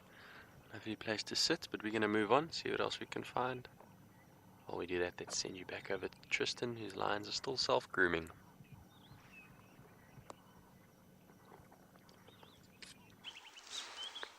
They are still grooming. They will be grooming a lot. They probably groom a lot more than normal, just due to the fact that they obviously have mange. A lot of the cubs have got bare patches all over the place, which is, I'm afraid, just how it goes with this particular thing. You know, they do get scabbed and they do lose fur, as long as it doesn't get too hectic. Hopefully they'll be all right. They're at least in a pride of healthy females, and that's a good thing. The females hopefully will, like I say, groom them and keep them in decent condition, and food and water will help sustain those little bodies as they eventually, their immune systems start to fight it off. But I see the lioness with the purple eye is limping as well. I mean, I don't know, Emma, if you do see anything on the chats, let me know. But was she limping the last time the Nkumas was seen? I'm not sure. It seems like her back right hip is a little bit atrophied, and that she's not using it as much. So I wonder if she's just got a little injury. It's not bad. I mean, she's still walking all right, but it's definitely, you can see the muscle mass on the right hip is less than that on the left hip at this stage. So I wonder if there's not a slight little injury to that hip area. It's not a lion pride without a limping individual, I'm afraid. The same as wild dogs. They always one in the pack that's limping, and always got some sort of an issue. And like I say, lions are quite similar in that regard. There's always one. Indigo Girl, you say yes, she has been limping? Okay, cool. Just wanted to check it. That doesn't look like a fresh thing. Like I say, when you see muscle atrophy, then generally it's been a fairly lengthy time that they have had it. And you can see it. It's quite interesting to actually look at her. That's right, Giraffe Girl, there we go. Thank you for that. I actually remember this now. I thought maybe she'd come right from that, because it was a while ago. She was injured in a buffalo hunt on Mala Mala. That's the thing about hunting buffalo, is that it is not easy work, particularly now. After the summer we've had, the buffalo are in fine fettle, which means that lions are going to have a tough time hunting them. The longer the winter goes, the better. So they're going to hope for a winter like we had last year, or a dry spell like we had last year, which lasted all the way until December. If that happens again this year, then at least the buffalo will start to weaken towards the back end of it, and it will become easier for the lions. But now, as it stands right now, when I saw that buffalo herd the other day, those buffalo are all looking really good. Their coats are shiny, their muscle mass is big, and so that's going to make life really tough for lions to hunt them. The problem is for the Nkumas is the more this time goes on, the bigger the cubs get, which means the more food they want, and therefore the more they're going to have to hunt, and the bigger the animals are that they're going to have to hunt. Isn't that cute though? That little one's head on the hip. It's very cute. Shame, it looks like it is so comfortable right there. Amber, your hip makes a nice little comfy spot in order to sleep. Very cool.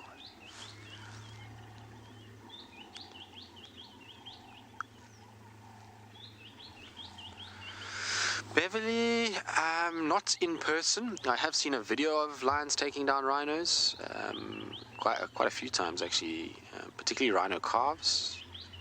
But personally, no, I haven't. I've seen them eating a rhino, but the rhino died of natural causes. It wasn't poached or anything like that. It was just died of natural causes. It happens from time to time. And I've seen them eating on it, but I've never seen one actually being killed. It's not something that generally these guys go after. They know the danger in it. Black rhinos, funny enough, I have seen them being hunted. I actually had one of the most incredible sightings that one could ever ask for when I was at Lion Sands. I remember before going to Lion Sands, a lot of the guys would say to me, Lion Sands is a great place from a point of view that you get really good sightings of various things that are different, and particularly birds along that river system. But we obviously got to see black rhinos there as well, which was quite interesting.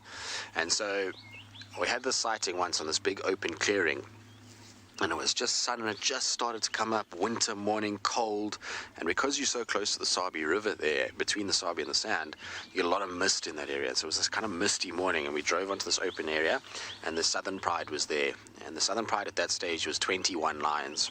And so there were these 21 lions, and they were spread across this open clearing, and they were busy trying to hunt a black rhino calf, a tiny newborn black rhino, which in itself is so amazing to see. And so there's these 21 lions, this black rhino calf, its mother, there's huffing and puffing, they're chasing the lions around, and it's kind of, the lions are almost getting the better of the rhino just because of the sheer number game. And out of nowhere storms in this massive black rhino bull, but a huge black rhino bull, and he comes in and he just chases that pride everywhere. They scatters these lions in all directions, and actually ended up guiding the female and this little baby, which is interesting because male rhinos generally don't play any part in actually adults or looking after the little one, but he kind of ushered them off into a thicket, and then turned around and with one last bit of anger chased all the lions around, and these lions all had their tails between their legs, running and scattering in all directions, and us too at one point, because a black rhino on the charge is not something you sit around for. But yeah, it was amazing to watch. So 3 black rhinos, 21 lions, and to top it all off, we had 2 broad-billed rollers flying over our head, which is a very it's not a bird you see a lot of in the Sabi Sands. So it was just the most amazing sighting to witness. Like I say, sunrise, can't really ask for anything better. It was a pretty crazy time.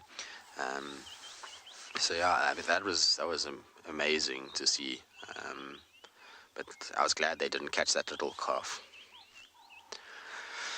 Joy, it was an incredible sighting. Like I say, it was probably one of my best in terms of just rarity. I mean, that's not something we see a lot of in this part of a densely populated species within the greater Kudu.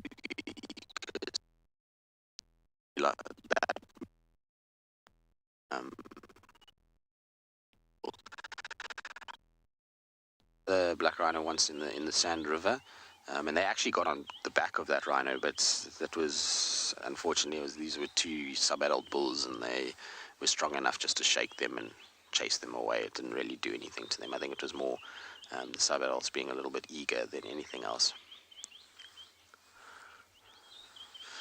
Sorry, it sounds like I had a bit of breakup. I don't know why. Been dead stationary, but these things happen. Shame, guys. Are you all itchy? Oh, goodness. Mange. It's the worst thing. There's nothing really you can do about it either.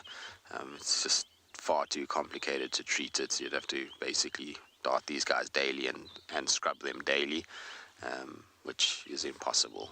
The number of lions, the cubs, all of those kinds of things is not something you can do. It's a natural thing that occurs. In fact, most people actually have mange mites on them in some places. We just, obviously, with washing our hair and those kind of things, don't have to worry about it too much. But, yeah. Unfortunately, these guys are just going to have to be strong enough to get through it, and going to have to keep grooming, and hopefully, they'll manage. Okay, Good. We'll carry on with them for a little bit longer. I think it's they're starting to all seek out shade and go to sleep. But while we still got some that are up and walking about, we'll stick with them. In the meantime, let's send you up to Sean. See how things are going at andBeyond in Ngala.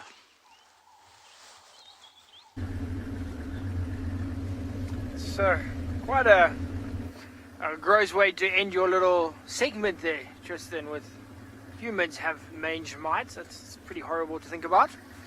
Pretty horrible. But we are still driving around. So we left those Warthogs, drove down the road, and saw one hyena. It was down in the river from where we were, but he was just sort of cruising along the river. It wasn't like he was trailing something or trying to steal something. I think he was doing the same as us. He was looking for other animals. So we left him. We were following tracks briefly of a fairly large herd of buffaloes, but they crossed the river very close to the tented camp, and then looks like they were heading out into one of our neighboring properties. So we stopped following them. What we're going to do instead is head back into the river a little bit later and go to the last place that we saw the Birmingham Pride, because now we drove on roads both sides of the river and had no signs of the lions coming out on either side. So our guess is that they just got lazy and stayed in the river, or maybe they went up and then turned back and came back into the river. We're not sure. That's why we're going to go and investigate. But we're also just looking any fresh signs of, you know, maybe wild dogs, maybe leopards, maybe elephants even. I was chatting to Owen now, and we were just saying, you know,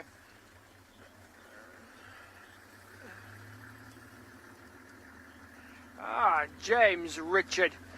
James, we had tracks of some wild dogs about 2 days ago, maybe 3 days ago, more up in the sort of central northern part of andBeyond Ngala.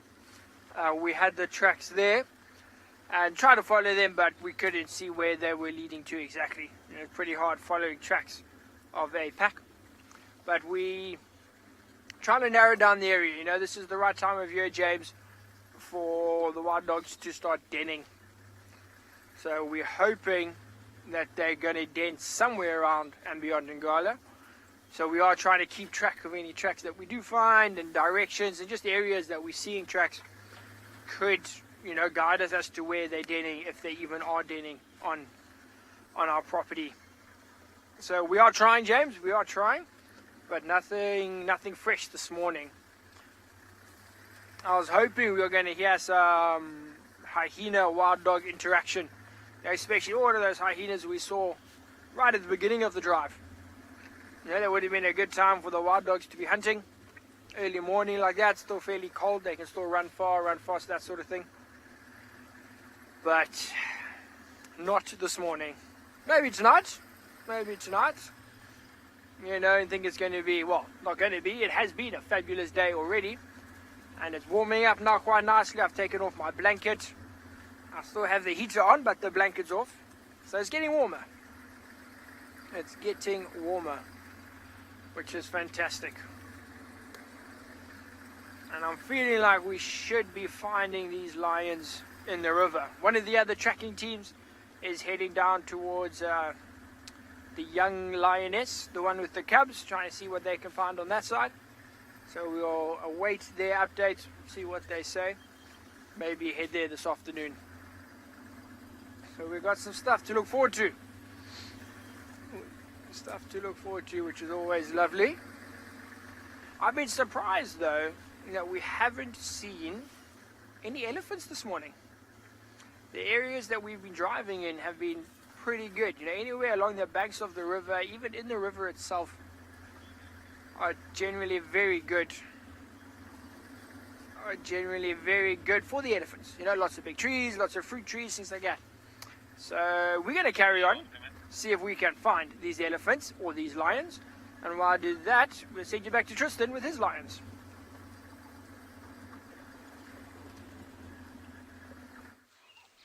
We do indeed. We're lucky that we have lions at the moment.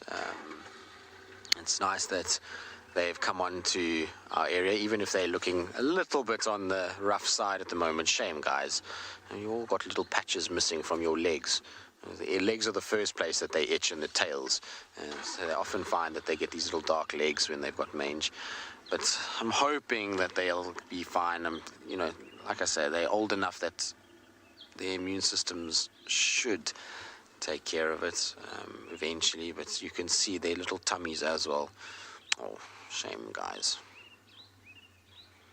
Not nice.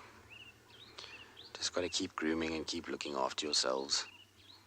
Like I said, at least all the adults look good. You know, it's when the adults start to look haggard that it's generally not a good sign, because they start to get weaker and weaker, and the ability to defend and as well as to find food starts to be compromised, as we were talking about with the Mange males. So as long as the moms are okay, I think these guys should be all right. I mean, it's going to be an uncomfortable winter for them, I can tell you that much. They're not going to be comfortable at all.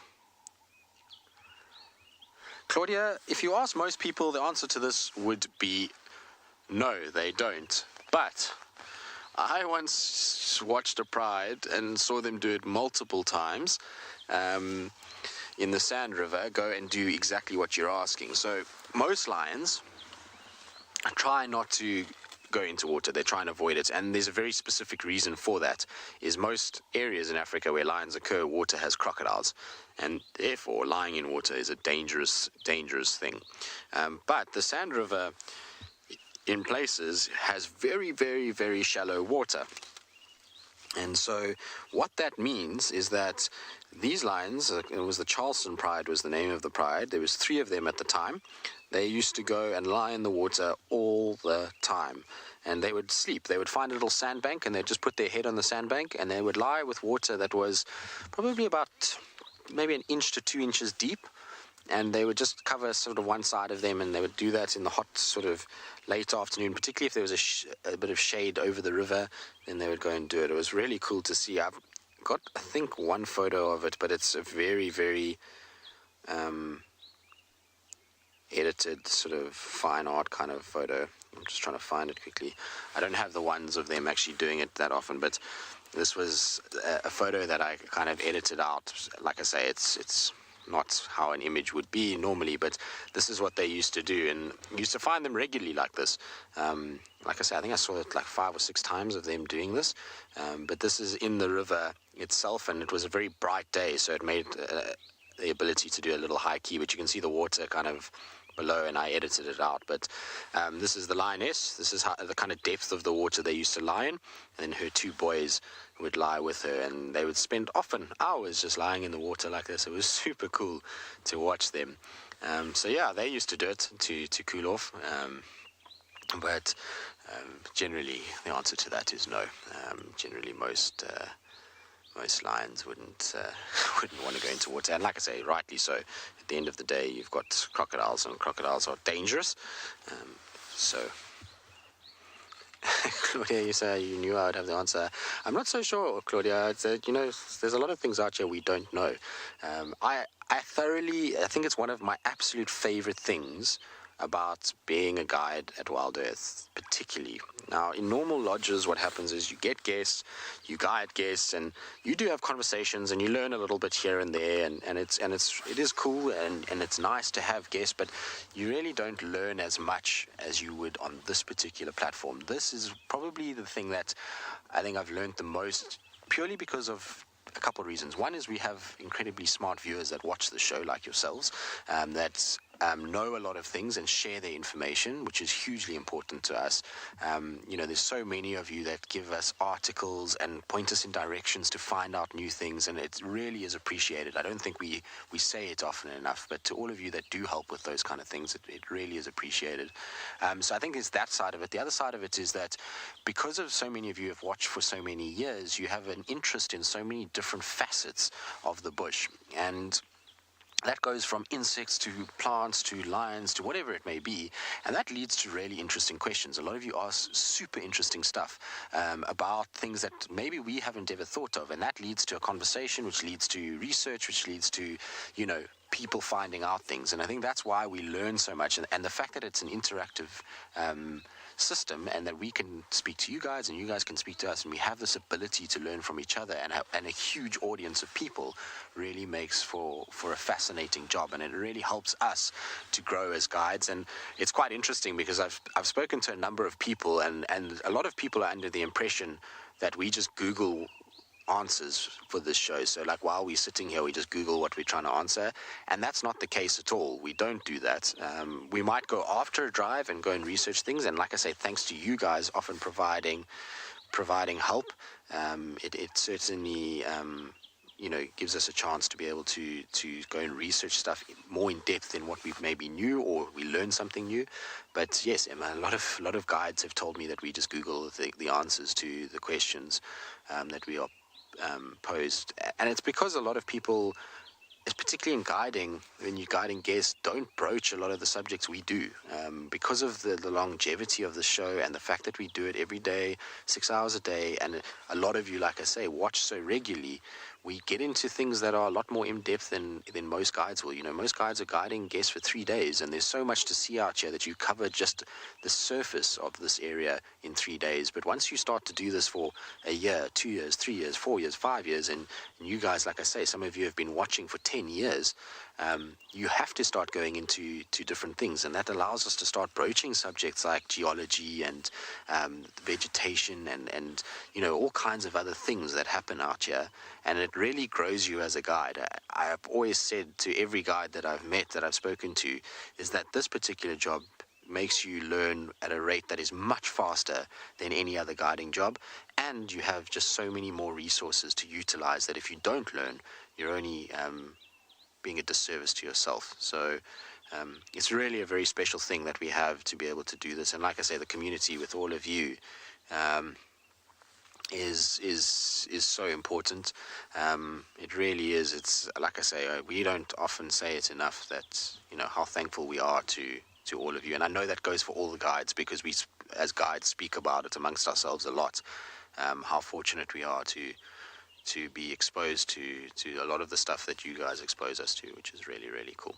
Now, as Emma so rightly pointed out, it's a good time probably to talk about the fact that we would love you guys to support us if you do enjoy these drives, and so many of you have already, and we are truly appreciative of it. And I think especially during the time that we're in now, this is a welcome escape for all of us to forget about a lot of the problems that are happening out in the world at the moment, and allow us to actually delve into nature and learn some really valuable lessons from the natural world on how to probably better behave in our lives, and how to be better as a humanity, as a species. So if you do want to support us, just follow the link below. Like I said, it'll be greatly appreciated. Right, I think our lines is about as settled as they're going to be for the morning.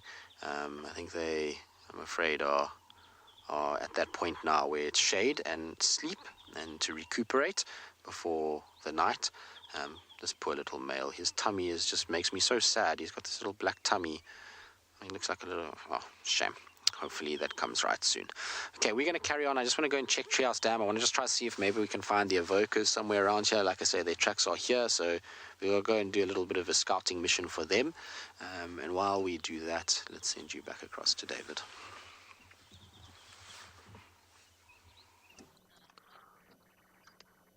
Wow, BK and I have been thoroughly enjoying this open area of Sombambili. It's a beautiful spot.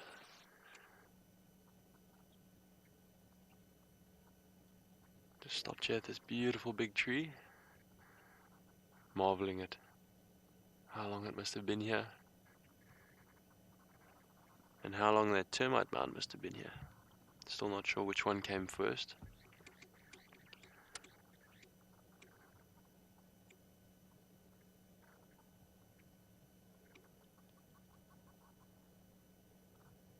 Look at the bottom of this tree, it looks like a bit of a browse line. Maybe giraffe and elephant have been working on it. Almost see it looks like it's been cropped. This is a scotia, or a weeping bourbon.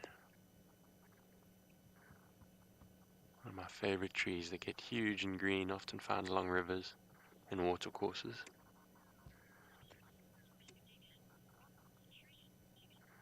Megan, you think this is a pretty cool tree? I agree. Most hoping to find something with spots in one of the branches, but not today.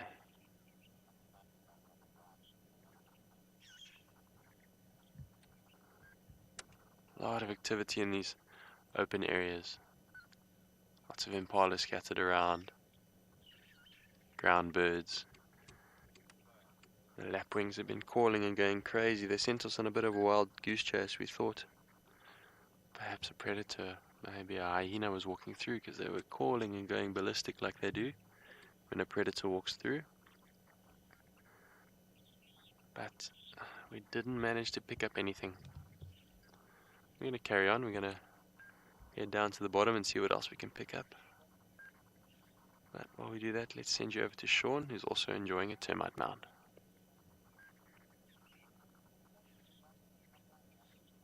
Got these Impalas though.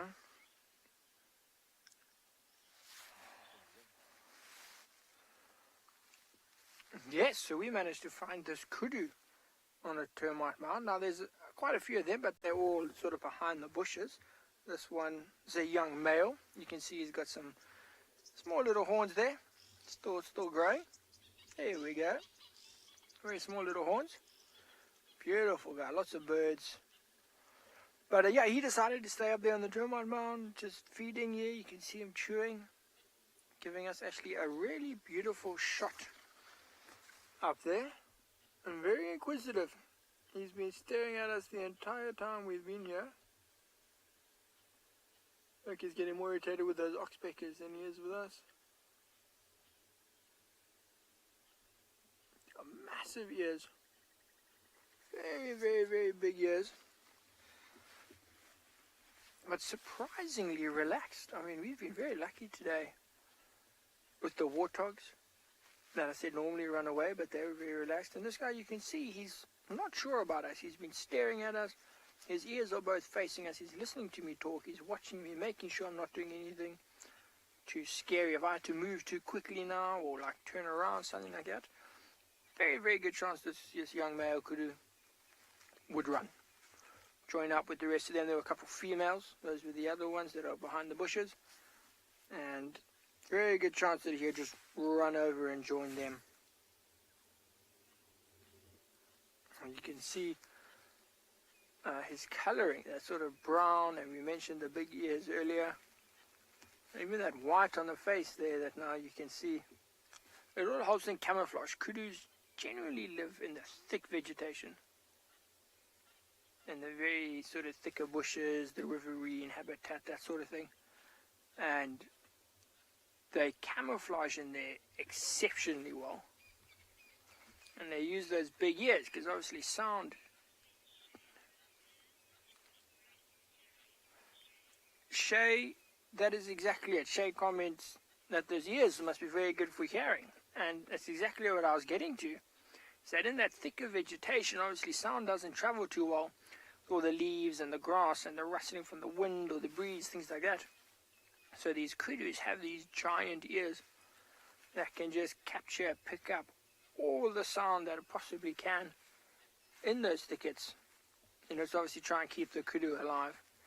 And you notice that how now he just turned his head, but his one ear sort of, it's not telescoped, but it sort of stayed on us. As he moved his head, that ear pivoted and kept facing our direction. So we always had to sort of sense as to where we were, make sure we're not moving, something like that. Which is really awesome. You see very, very quickly there, just down the hill, joining up with the rest of the kudu, because they've now disappeared off here, where my hand is roughly inside there. There's about 6 or 7 inside there that you just can't see, because they blend in so well. They blend in phenomenally. We'll have a look as you drive past. I'm going to go slowly and look. Look, you see, you can actually just see a little bit of the tips of the ears. There's one right here through the gap, actually. She's looking quite beautiful. You see this one a little bit smaller, a female. Beautiful stripes down the side as well. But just like that, they disappear into the bushes.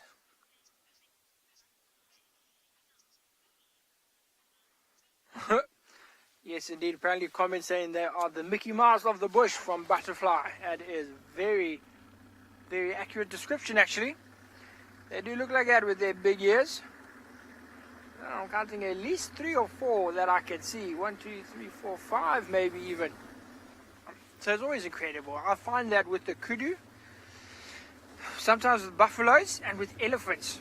You know, you're driving, you're like, oh look, kudu or buffalo, elephant. And you're like, oh, there's just one of them there, that's really awesome. And then as you get closer, you just see more and more and more and more and more. And they start just appearing out of nowhere. That's how good their camouflage is. So we're just having a look here. Drove past a bit of scat. Hold on. Ooh. So we heard Impala's alarm calling earlier, and now the Kudu are alarm calling, and it looks like we just drove past what looks to be some possibly leopard scat. And these Kudus would alarm call at something like a leopard. So we're going to reverse now and see if we can find what these Kudu are calling at. They've got that very sort of pronounced bark almost.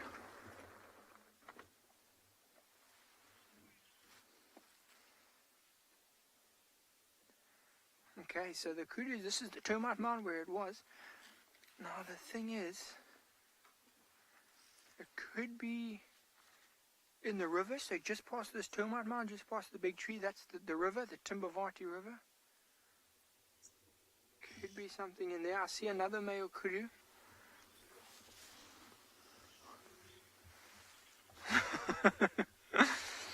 So guys, the driving is all part of the training. You want to be a ranger, you do some cool driving lessons. And I also just enjoyed it. It's a lot of fun. One of the perks of the job is the car. Very impressive car. So the Kudus have gone quiet now.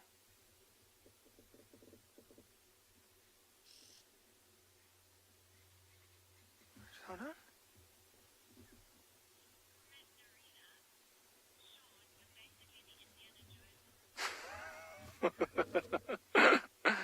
Narina, thank you for that lovely comment. Calling me the Indiana Jones of the bushveld. I will take that. That has made my day even brighter. Thank you. Thank you. So we're just going to spend some time here.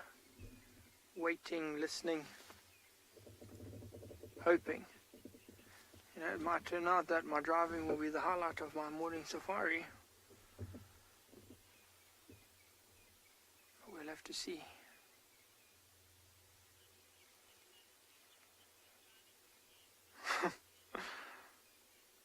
Okay, so while we wait here and see what we can find, I'll maybe even go do a little bit of tracking. We're going to send you across to Tristan, who has left his lions and is now trying to drive. I have had quite a good morning, Sean. You're quite right, and I agree with you about the cars. I'm going to tell you about our cars shortly, but before I do that, I would just think we'll put on, looks like a lilac-breasted roller for David and for Rowan. Oh no, now it's flown away. Of course it would have. As I grabbed my binos, it flew away, Alex. But David and Rowan yesterday were looking for lilac-breasted rollers. Did they actually find one in the end, Emma? I can't remember. I don't think so. There it goes. There, it's landed there. There we go. Lilac-breasted roller for you, Rowan and David. Oh, well, it's luckily sitting. So, Alex, hopefully we'll get it now. It's just straight in the middle of your shot there, Alex. You'll get it. Keep going, keep going, keep going. Somewhere there. I'm trying to see where you are on the frame. Go maybe up a little bit.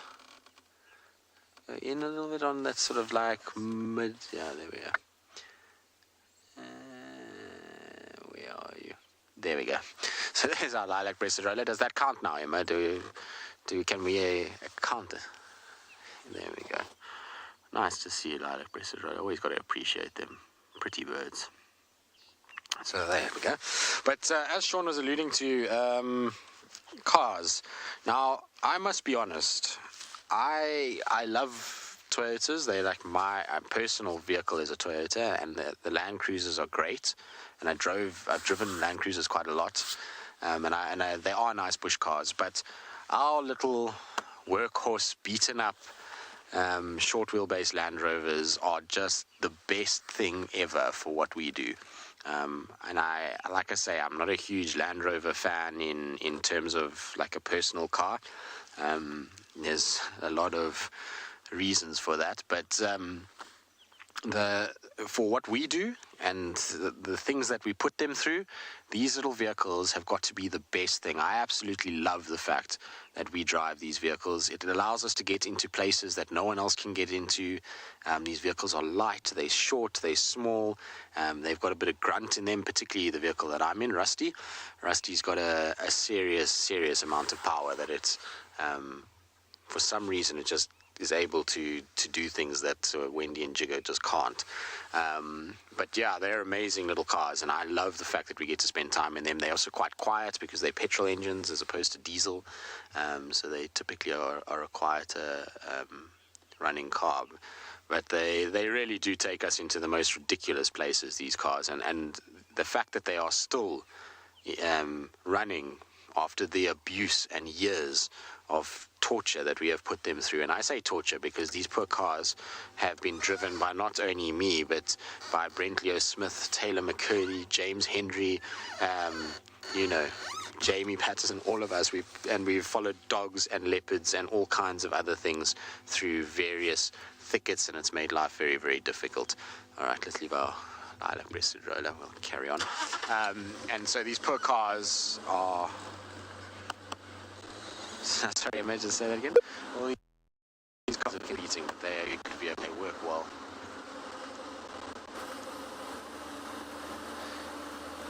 Yes, a lot of you are asking about the brakes, whether I've fixed them. No, not yet. That's not a night job. It's a day job to clean them out. Fine, what's happened is because of the amount of rain that we had, there's all kinds of stuff that's caked on the discs. So just take the wheels off and spray them down and have a little look quickly at see what's going on there. It'll be fine. It'll be quick and easy. Rusty is such a great car. I was so sad. I went to the Mara in 2018, and prior to going to the Mara, this was the car that I drove pretty much exclusively. I only drove this one, unless there was obviously a breakdown with Rusty, but Rusty was really at that point the best of the fleet.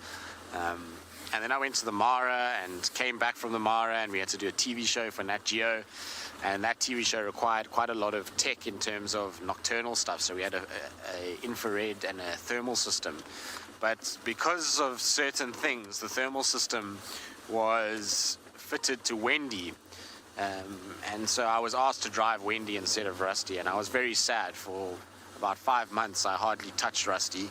And as much as I like Wendy as a vehicle, it's just not the same as this beast. And so I was very happy when Rusty was fixed and I could get back into Rusty. And now this stint driving Rusty around, it's such a wonderful vehicle. I know, it was very emotional, Emma. Like I say, you get attached to these cars. You know how much time I've spent driving this car around Djuma? Is a lot more than most people think. I would actually love to know how many hours I've sat in this car. It would be... Exactly, it's like TriCaster, which is the system in the FC for our directors. You get attached to them even though they drive you mad and they're full of nonsense and they have their little quirky mode. They become your office and your space of, that you get used to. And so they're an important part of our days. And I must be honest, this little car does a job, that's for sure. So well done. Appreciated. Today's the day to thank everybody that we don't thank enough. Right, so I'm going to just go to Twin Dams and try and I can find any sign of maybe these evocable. Please, while I do that, send you back across to David, who's been exploring Simbi this morning. We've left the open area Slowly making our way back to Djuma. It's been an awesome morning. We've really enjoyed exploring this neck of the woods. It's my first time on this property. It's always lekker being on a new property. You feel like an explorer. Well, hopefully Rusty's gonna continue running for Tristan. Sounds like it's a back and a forth there, which I can well imagine. I've always only owned old cars because I really enjoy them. Something about old cars. New cars are just, I don't know, they're a little bit boring. It's nice having an older vehicle that you have to fiddle with and become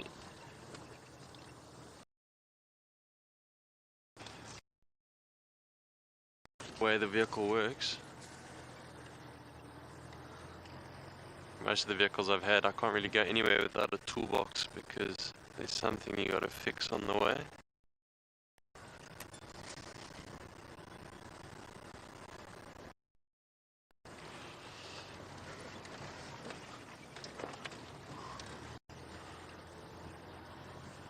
Well, there was no more sign of those leopard tracks. They went towards the Samambili Dam.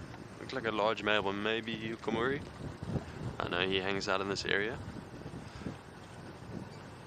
Maybe he picked up the smell of the rotting Impala carcass on the air, but other than that, couldn't see which way he went out. Might come back here again this afternoon and have another look.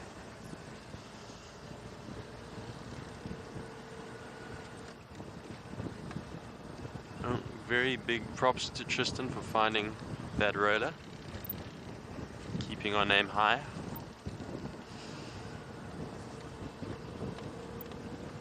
Well, just gonna carry on down here and see where this road leads. Never been on this road before, so I'm excited to see where the next turn goes. While we do that, let's send you back over to Sean, who's busy with some tracking.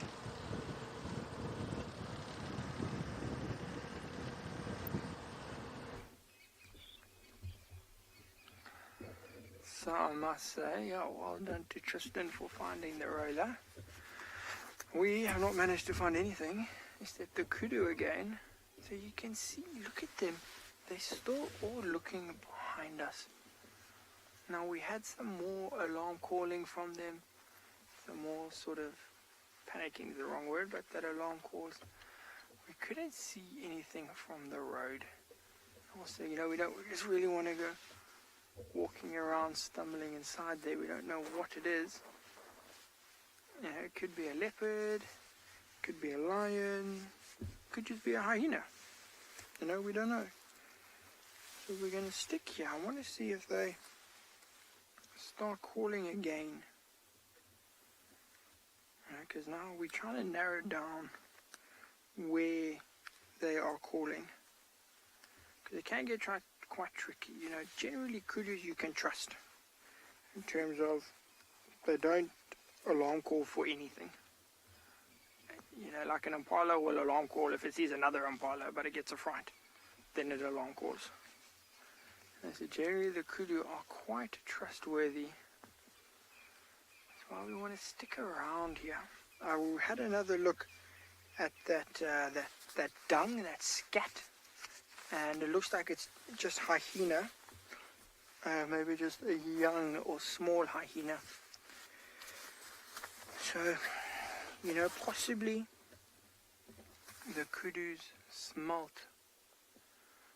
you know, the hyena, or they saw a movement and they thought, oh, maybe it could be a leopard. It's very hard to tell. You know, they haven't called in about, I'd say 5-6 minutes. But you can see they're still staring that way. They're still looking, they're still watching. Now the problem is, the next road over is quite far away. Because what would happen sometimes if a predator gets seen, it gets spotted, and its prey or whatever starts alarm calling, the predator will try and leave the area.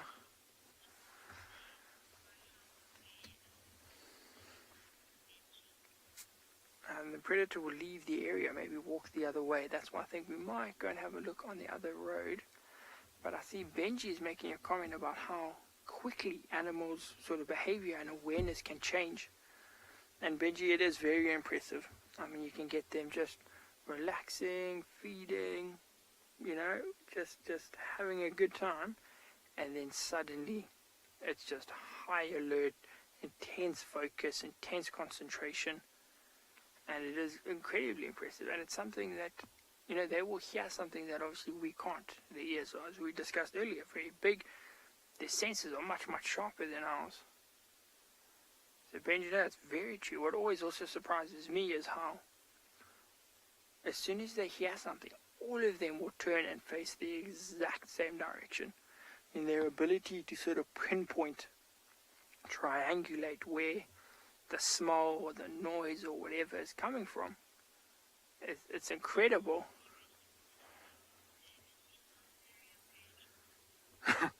So no, very, very good behavior to see here, how they can manage like this. But while we watch our alert Kudu, it sounds like David has an alert giraffe.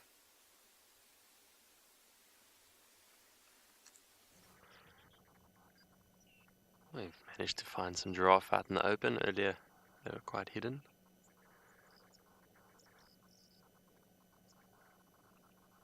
Beautiful to see them in all their glory.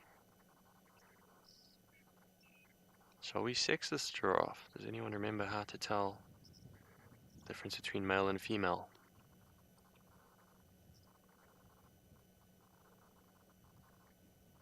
Look at the top of the head and the horns.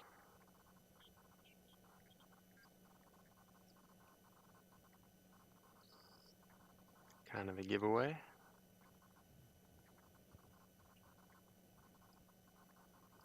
Remember, they're not actually horns, they're technically ossicles made of bone. Protrusions, osseous tissue.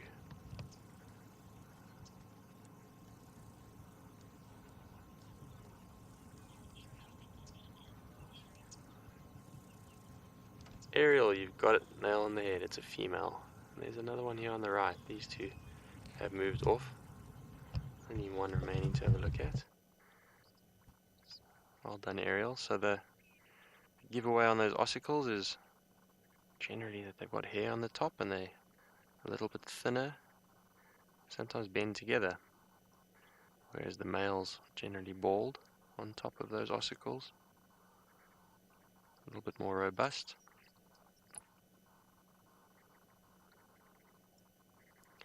And if we zoom in on its stomach, the other dead giveaway is there's no penis, just in case you can't see the horns or the ossicles.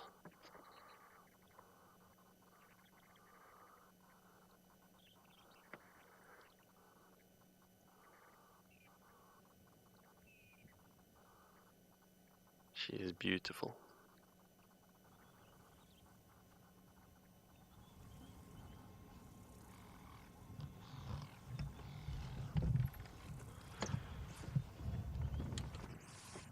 Lekker. Well, Simbambili's been cool. We almost back to Djuma. But who knows what else we might bump into along the way.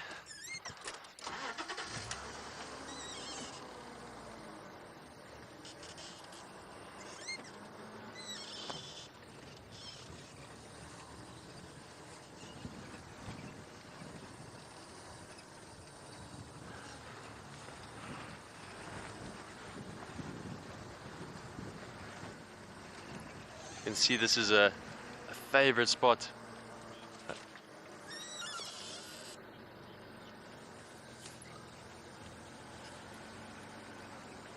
Such a favorite spot of Impala that chill here at night. As you can see on the ground, there's a midden.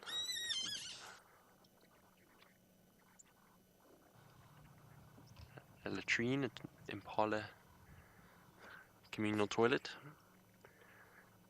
Often found in these little open patches. As we've been chatting about, they like to be in open areas, especially at night, so that they can have a little bit of an open perimeter around them. That allows them to see approaching danger.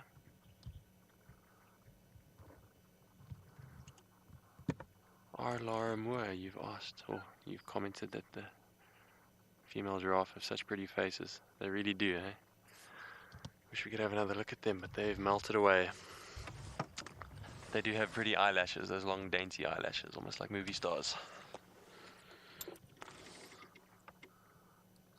I've come unplugged, and then we're back plugged in.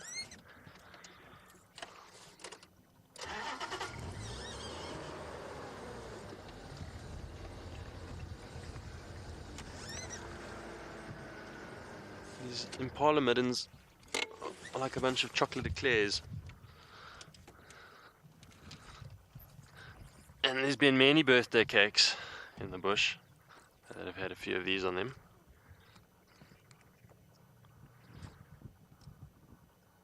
They would kind of blend into a chocolate cake, wouldn't they?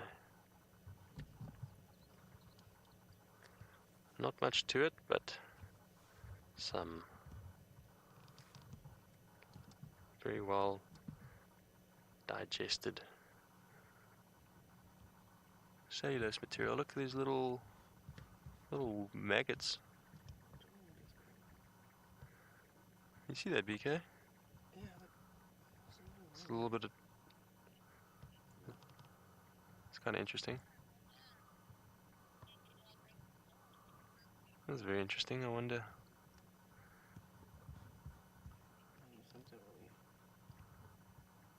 Sorry, the light and the camera's battling to focus there. That's very interesting. All of you who love maggots. Maybe these wouldn't be the best specimens to put on the birthday cake.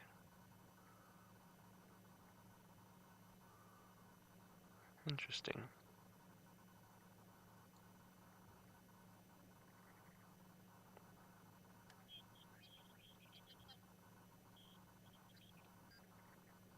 Critter freak, you reckon it looks like Impala coffee?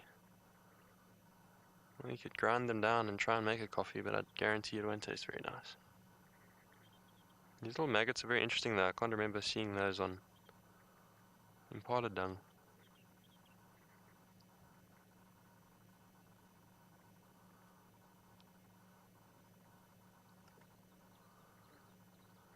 Interesting. Well, let's put them back. There's no doubt lots of other maggots having a maggot party. We wouldn't want to separate them from each other. All part of the breakdown of nutrition and the circle of life out here in the bush.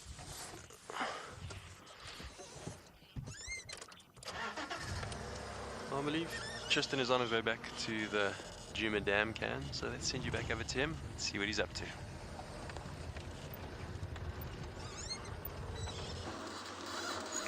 We are on another mission. We had reports of hyenas running around at the dam cam, so we're trying to get this to see if we can maybe get them, or if there's some reason that they're running up and down.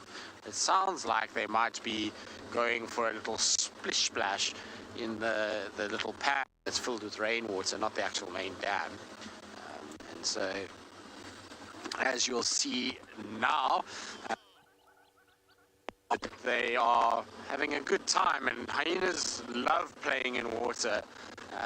They often are in it, very hot summers. They find them, particularly if they've eaten too much, then they go and lie in these water points and they actually wallow. But in the mornings, you often find them doing this kind of thing, where running around in the water and having a really good time. So we're going to try and see if we can catch up with them. Obviously, you guys are watching them now, and they are splish-splashing around, apparently, which is very, very cool. Hyenas, when they are doing that kind of stuff, are hugely entertaining, that's for sure. So we're on Central now. It's going to take us a little bit of time to get there, but should make it. I'm hoping we'll make it. Actually, it reminds me of a sighting I once had of, it was the EP clan, and I was at a dam called Big Dam, which is on Arathusa Private, and the Salalas had killed a buffalo. It was about, I don't know, a week before. And so the carcass was right on the edge of the dam, and these hyenas came and they were milling around, and then it rained that night. and they were obviously trying to get to this buffalo, but it had rained so much that it had filled up over the carcass.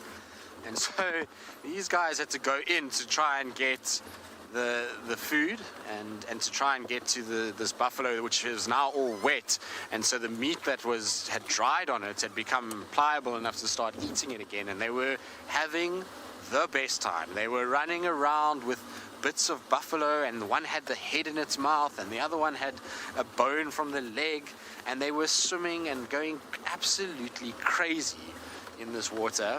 And at one point it almost looked like the most surreal scene. If you can imagine a dam that is about the size of Gari Dam, so the dam, big dam. Now imagine, I think it was 6, I must just check, I've got a photo of it, I'll show you guys a bit later, but there was 5 or 6 of them that went swimming into this dam, but all the way to the point where all it was these ears and heads sticking out.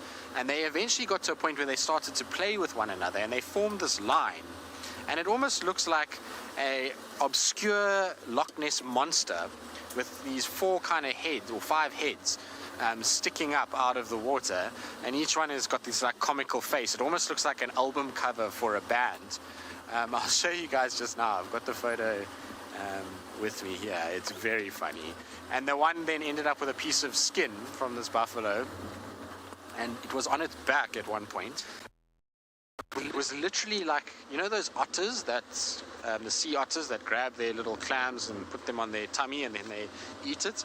This hyena was the same. It was literally floating on its back with its neck out the water and its front paws like this, and it had this piece of skin in its mouth, and it was just like shaking it and having the best time and living its best life. That. I think I stayed there for almost watching these guys getting the crazies, as Emma says, they do get.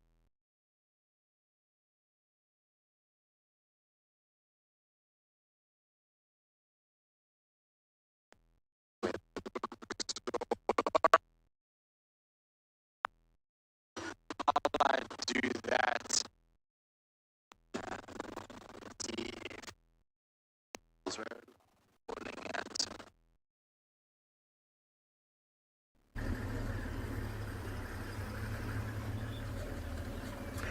Okay, so it seems like I think it was Tristan having a little bit of bad signal there. We apologize for that. So the Kudu eventually moved off from where we had them there. They no more alarm calling, they just carried on walking, carried on feeding much further down the road. So that gave us the opportunity to actually get off and have a look around the road, tracks, that sort of thing. And I stand corrected one more time, and that dung was indeed leopard, or that scat rather, was indeed leopard scat. It looks like small little tracks, so tracks of what I believe to be Inyala female's cub. So that younger female, that's what I think it is. And we had the tracks there, and it would make a lot of sense. You know, we've been tracking her for quite a while, this young female, and it is in the area where we believe her to sort of be hidden at the moment. And it's exactly the behavior that she would do. You know, she was probably sitting on the termite mound, and not that one that we saw the Kudu on, another one across the road. The Kudu saw that, or saw her, and then they started calling. She just disappeared into the grass, into a thicket, and she hid there. And we would never find her. I mean, firstly, we don't just want to drive around in there because we don't know where she is, and she could be hiding in a bush, something like that. We don't want to scare her at all. So we left the area, possibly this afternoon, as it's, you know, near the ending of the drive. It's getting darker, it's getting cooler. We'll head back there and investigate, see if maybe the Nyala female, the mother, has come back, looking after the cub, looking for the cub, just seeing what's happening. So we'll head back there this afternoon. It's a good sign though. It's a good to give us an idea of, you know, what's where, and we can follow up later. What we're doing now though is, you might recognize this area. This is where the Birmingham Pride was last night. So we've had a few tracks that look like they're heading back that way, but not tracks of the whole Pride. So we drove a road on that side and we drove a road on that side, and we had nothing coming out on either side. Now we just came from there, so we think I'm going to carry on going down here and just hope that perhaps they headed further down this way and lay down in the river. It's now getting very hot. You can see I've derobed completely. Take my blanket off, heaters off, jackets off. It's getting very hot. And it is always cooler in the river. There's a bit of shade on the banks because of the bigger trees. So I'm hoping now the lions, the pride has sort of settled down on the banks. So Rosemary, that is definitely one of the perks of our situation at the moment about having no water, is that, yeah, the river is such a good place to drive, Rosemary. You got the predators lying in it, you got the elephants crossing. We saw some banded mongoose just before you came to us run across the river. Buffaloes, leopards. I mean, it's really good place to look for animals. And in fact, yeah, we got about 18 kilometers of the Timbavati River that spans through Ngala. And not today, not with the potential we have for this afternoon, but definitely one of these drives that you're with me. I'm going to drive the river from our eastern boundary all the way to our western boundary. So now I've got tracks of the lions heading down this direction.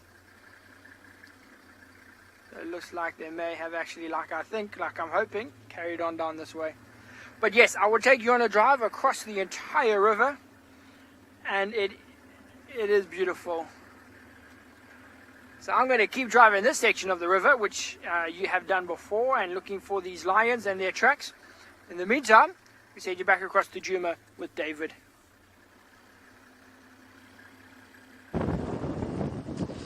Welcome back to this side. Not much news to report. Just a beautiful morning in paradise.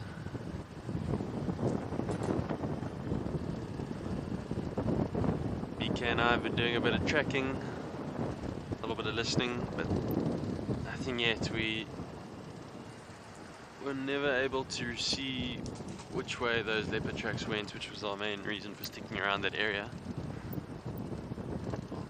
We got them going down to the dam and then nothing after that.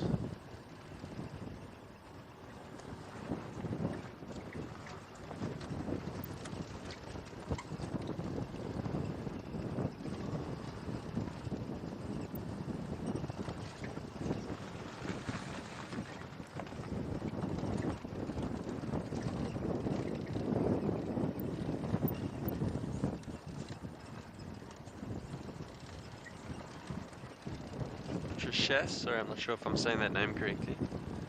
You've asked, do we get ticks from driving around in the bush? Not really from driving around, more from when you do your bushwalks. And generally more in the summertime when the ticks are more active.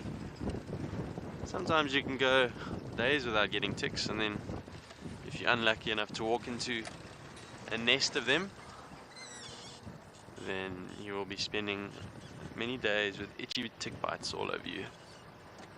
There are lots of ticks out here.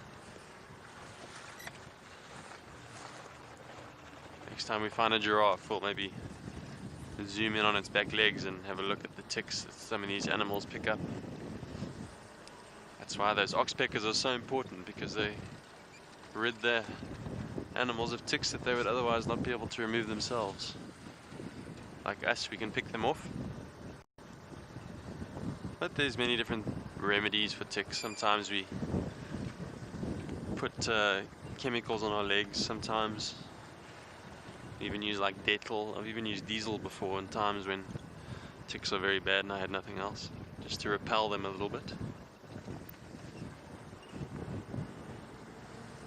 But this year the ticks really weren't so bad. I hardly got any ticks. When you do get them, it's just kind of par for the course. Like a mosquito bite, you just to accept it out here, you get very used to it.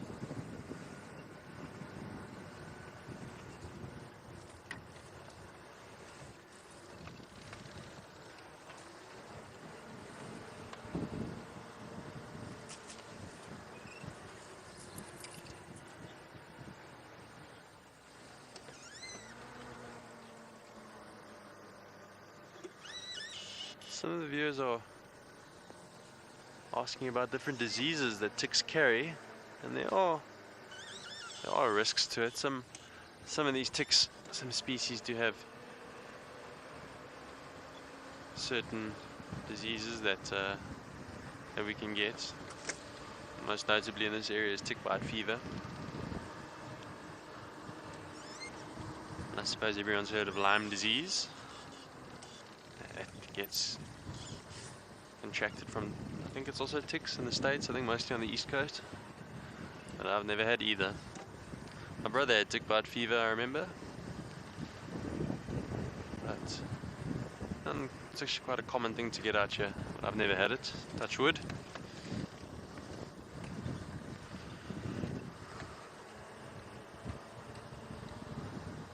You'll normally get ticks just hanging on grasses, on the inflorescence of grasses.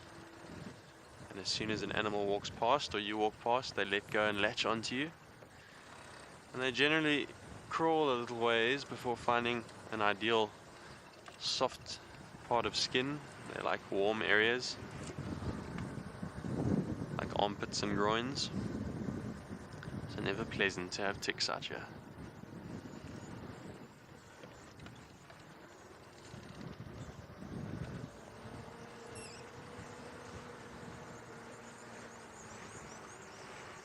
Some lovely bird life here this morning, but no rollers. Thankfully Tristan found that one.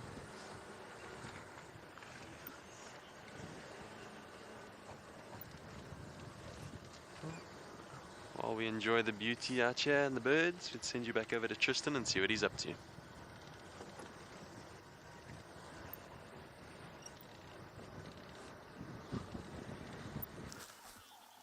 That one track just looks very leopard-like.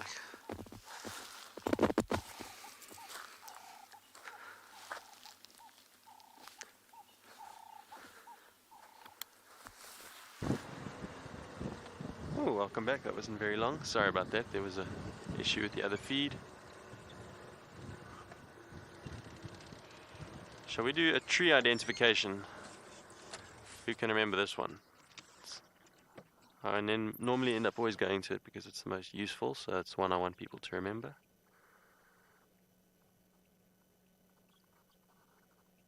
What is it called and what does it do?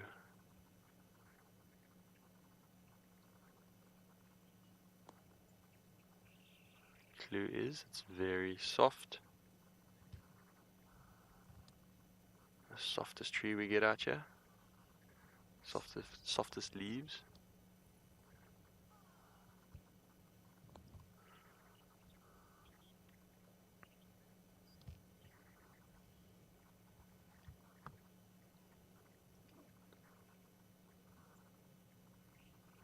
What could it be? Ngala, you got it. Well done. It's a weeping wattle and Judy H. And no doubt you remember the use, the very important use of toilet paper, also referred to as a toilet paper tree. Like I say, the most useful tree you could get out here. If you spend enough time in the bush, then nature's going to call at some stage.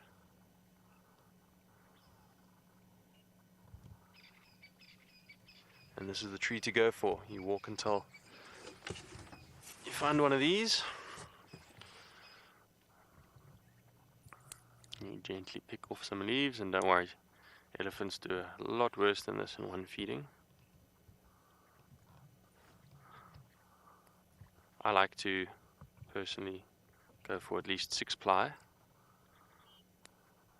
because there are gaps in the leaves, which is not ideal for your fingers. And there you go, natural toilet paper. It doesn't really smell like anything. I guess it would have been a bonus if it smelled like rosemary or something, but just plain old weeping wattle toilet paper.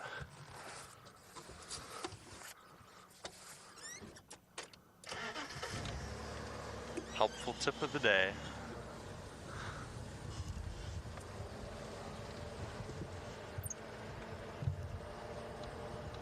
Maybe also useful as a fly swatter. Maybe prior to use. After use, dispose.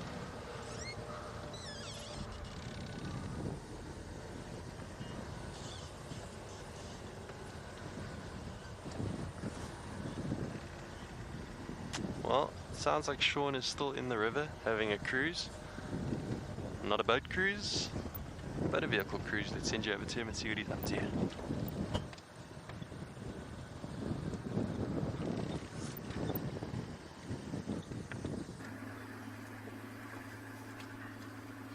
I am indeed having a bit of a cruise. We're trying to see where these tracks went. So the tracks on the line's headed up the bank, and then it sounds like they're walking parallel to the bank. They might even drop back down. So we are continuing down here in the river. Get back to the car. We're going to continue along here, and hopefully my predictions of them wanting to come into the river to get nice and cool and sit in the shade and their cooler air are actually true, and we find them along one of these banks. You know, a lot of this is all theory. This is what they should be doing, and you know, according to the books and my experiences, this is what happens. But these are lions, these are wild animals. They do what they want. You know, you might come around the corner and they're all just lying right in the middle in the sun trying to get warm. You never know. It was a very cold night. Very cold morning this morning, only 12 degrees Celsius, so it was fresh. There's a chance that the lions are trying to warm up still. We'll never know. Well, hopefully we'll find them and then we will know, but for now we don't know. But it is, I mean, look, driving in the river is mostly like this. You know, it's just open and it just looks beautiful. So lions make so much noise at night because that's when they're active. During a day like this, the lions are sleeping. So they're most active at night. So that's when they have to do all of their contact calling, all of their territorial vocalizations, all of their territorial roaring. A lot of the fighting, if they do fight, will happen at night because that's when they're active. It's when they're doing their things. You know, like early in the morning, you get the birds. That's when they start calling because they're waking up now, and that's when they do all of their calling. So at night, Perth, that's when the lions are waking up, and that's when they do their calling. So it's just their busy time. It is sometimes in the day you will hear a bit of lion calling, without a doubt. But in temperatures like this, I mean, I don't know exactly what the temperature is, but I would say it's probably mid to high 20s already. The lions will most likely be sleeping, so they're not going to be making any noise now. Last night, I didn't hear any lions. Did you hear lions last night? No, just hyenas. Yeah, only hyenas last night. So it's not every night, and also sometimes you're just too far to actually hear them. When here you can see all of these reeds, all of these palms, and they actually create quite a lot of shade. You know, often you might even find a leopard lying down in the shade here, or a buffalo lying down in the shade here. There's a lot of options for the animals both to hide, you know, stay sort of protected and undisturbed and nice and cool. But the problem is,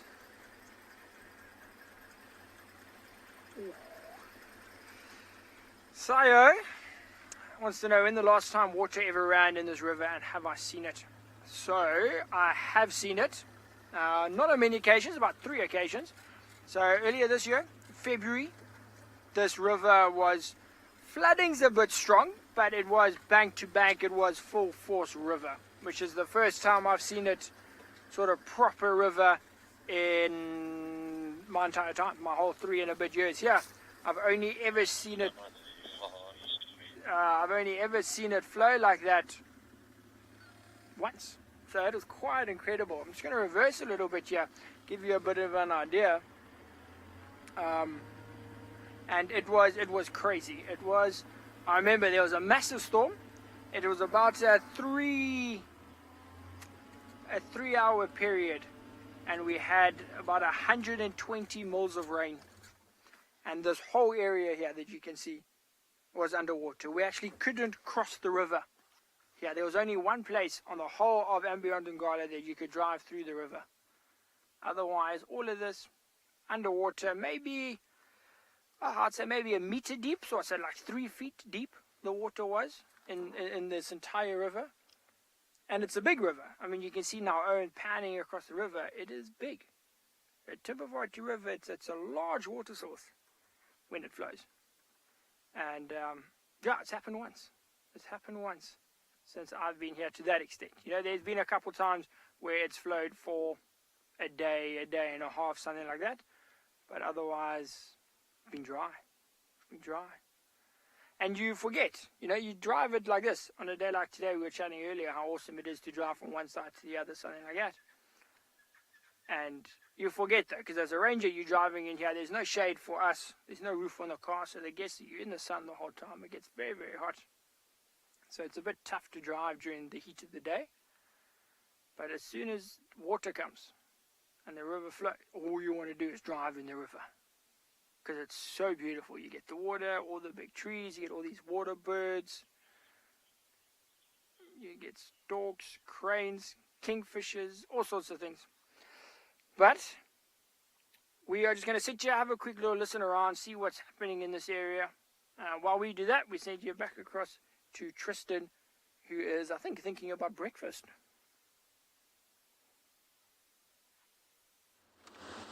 I am bumbling about before breakfast, but I'm trying to work out what is going on, because we got to where the hyenas were. They obviously had run off, which is fine. I mean, that's what hyenas do. But we went up towards the camp to try and follow them. There they are, here in front. And there were squirrels going ballistic with go-away birds, with everything. And these guys, the way that they're running with their noses to the ground, is indicative of that there's something here. But I can't find a single track for a leopard. I can't see any sign. But the way those squirrels are going is like these guys have seen something. There it is there. Alex, it's running to your left.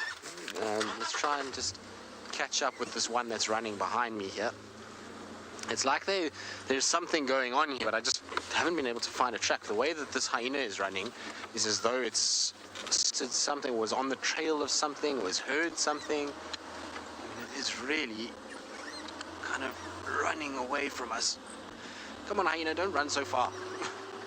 And what is going on that they are running? Hyenas at this time of the day typically don't run like this. This is not a way a hyena moves unless it's heard something, smelt something, figured out something, or is having an interaction with another hyena from a different clan.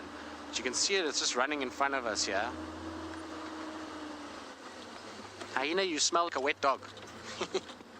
It's got that wet dog smell lingering in the air.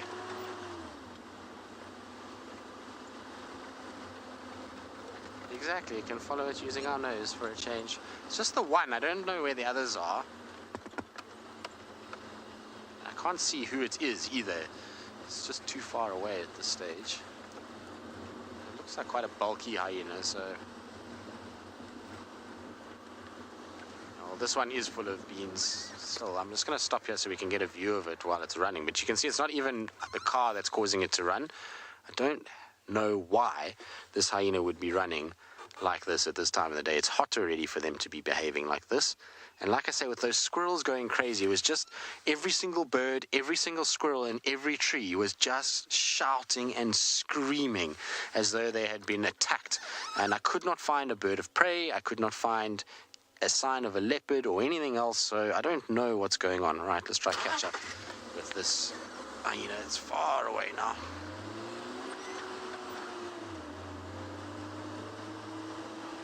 If a leopard wanders into FC, we'll let you know. Okay. The other thing about the squirrels, what was interesting is you could hear it was something that was moving, because the trees were getting further away from us as we sat, of squirrels alarm calling. And so it must have been something to do with a mobile creature. Maybe these hyenas running just set them all off. I don't know, but where did it go now? I saw it running across here. Oh, there he is.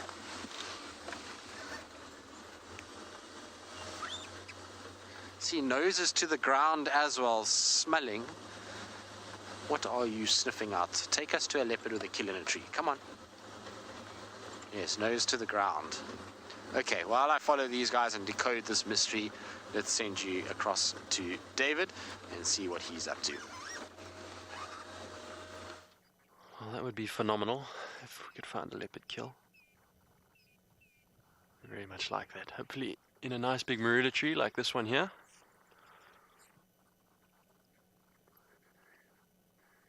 Often wonder to yourself how many leopard have climbed that tree. That marula tree's been around a long time, a lot longer than BK and I have been around.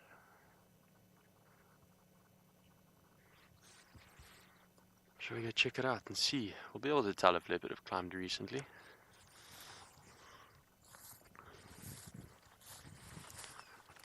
Be able to tell from their claw marks. Remember, marula is a very soft tree, it's a soft wood. But digs claw into the tree. Yeah.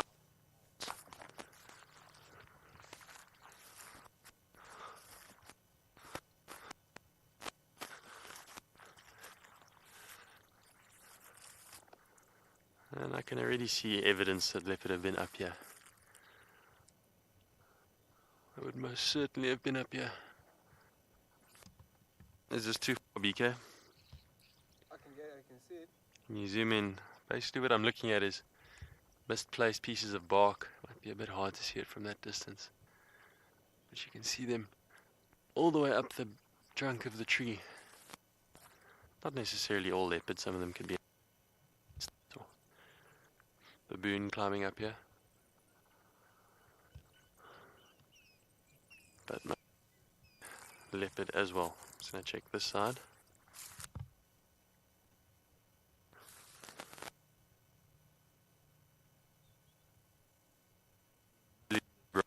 Leopard, that's where I'd be chilling. But not today.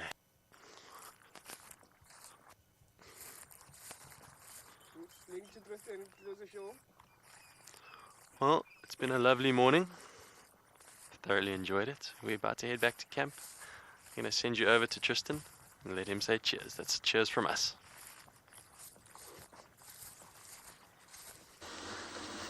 Well, we will say cheers once we've decided what this hyena's up to. I wonder if it's maybe not a clan situation, but its nose is to the ground the whole time, and it's zigzagging back and forth, running, nose to the ground. See, look, see how that nose is right down, sniffing about, trying to figure out what it's kind of following, but it's all over the place. I wonder if maybe this is not an inter-clan dispute. I can see David actually is not far from me where he is right now, but maybe that's what this is about. But you can see the hyena is not worried about us. It's trotting and trying to figure out a smell, particularly what that smell is. I don't know. Sometimes they are like this when they've got when they're following a smell of meat or something like that, but the distance we've covered wouldn't be an animal dragging a carcass. We've gone way too far now for an animal to drag a carcass, and so it's not that, I don't think. So I suspect it's something else that this hyena is following. Like I say, maybe it's other clan members or a different clan that came in at some point. I have no idea. Was this one of the ones, has anyone been able to confirm if this is one of the ones that was at the dam camp, or if this is a different one? I'm just following it because I'm intrigued to see what it's doing. We're not going to be able to follow much further because where it's going is so incredibly thick. It's going to be almost impossible to keep up with the hyena that's moving at this speed.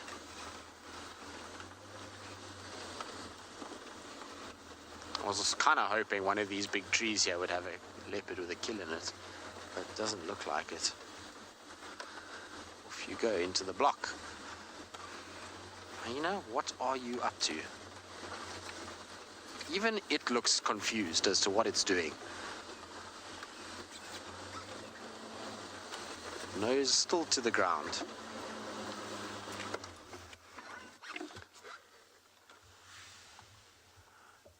And back we go again.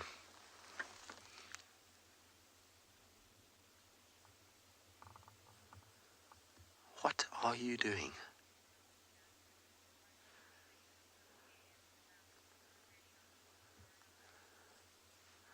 I mean, it smells like a wet dog, so I suspect it is from the dam camp, but I'm not sure.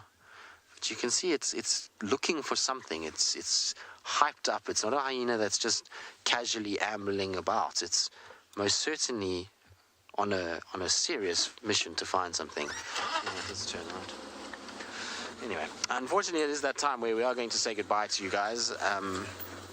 It's that time where things finish, and I don't even know if I'm going to be able to keep up with this hyena.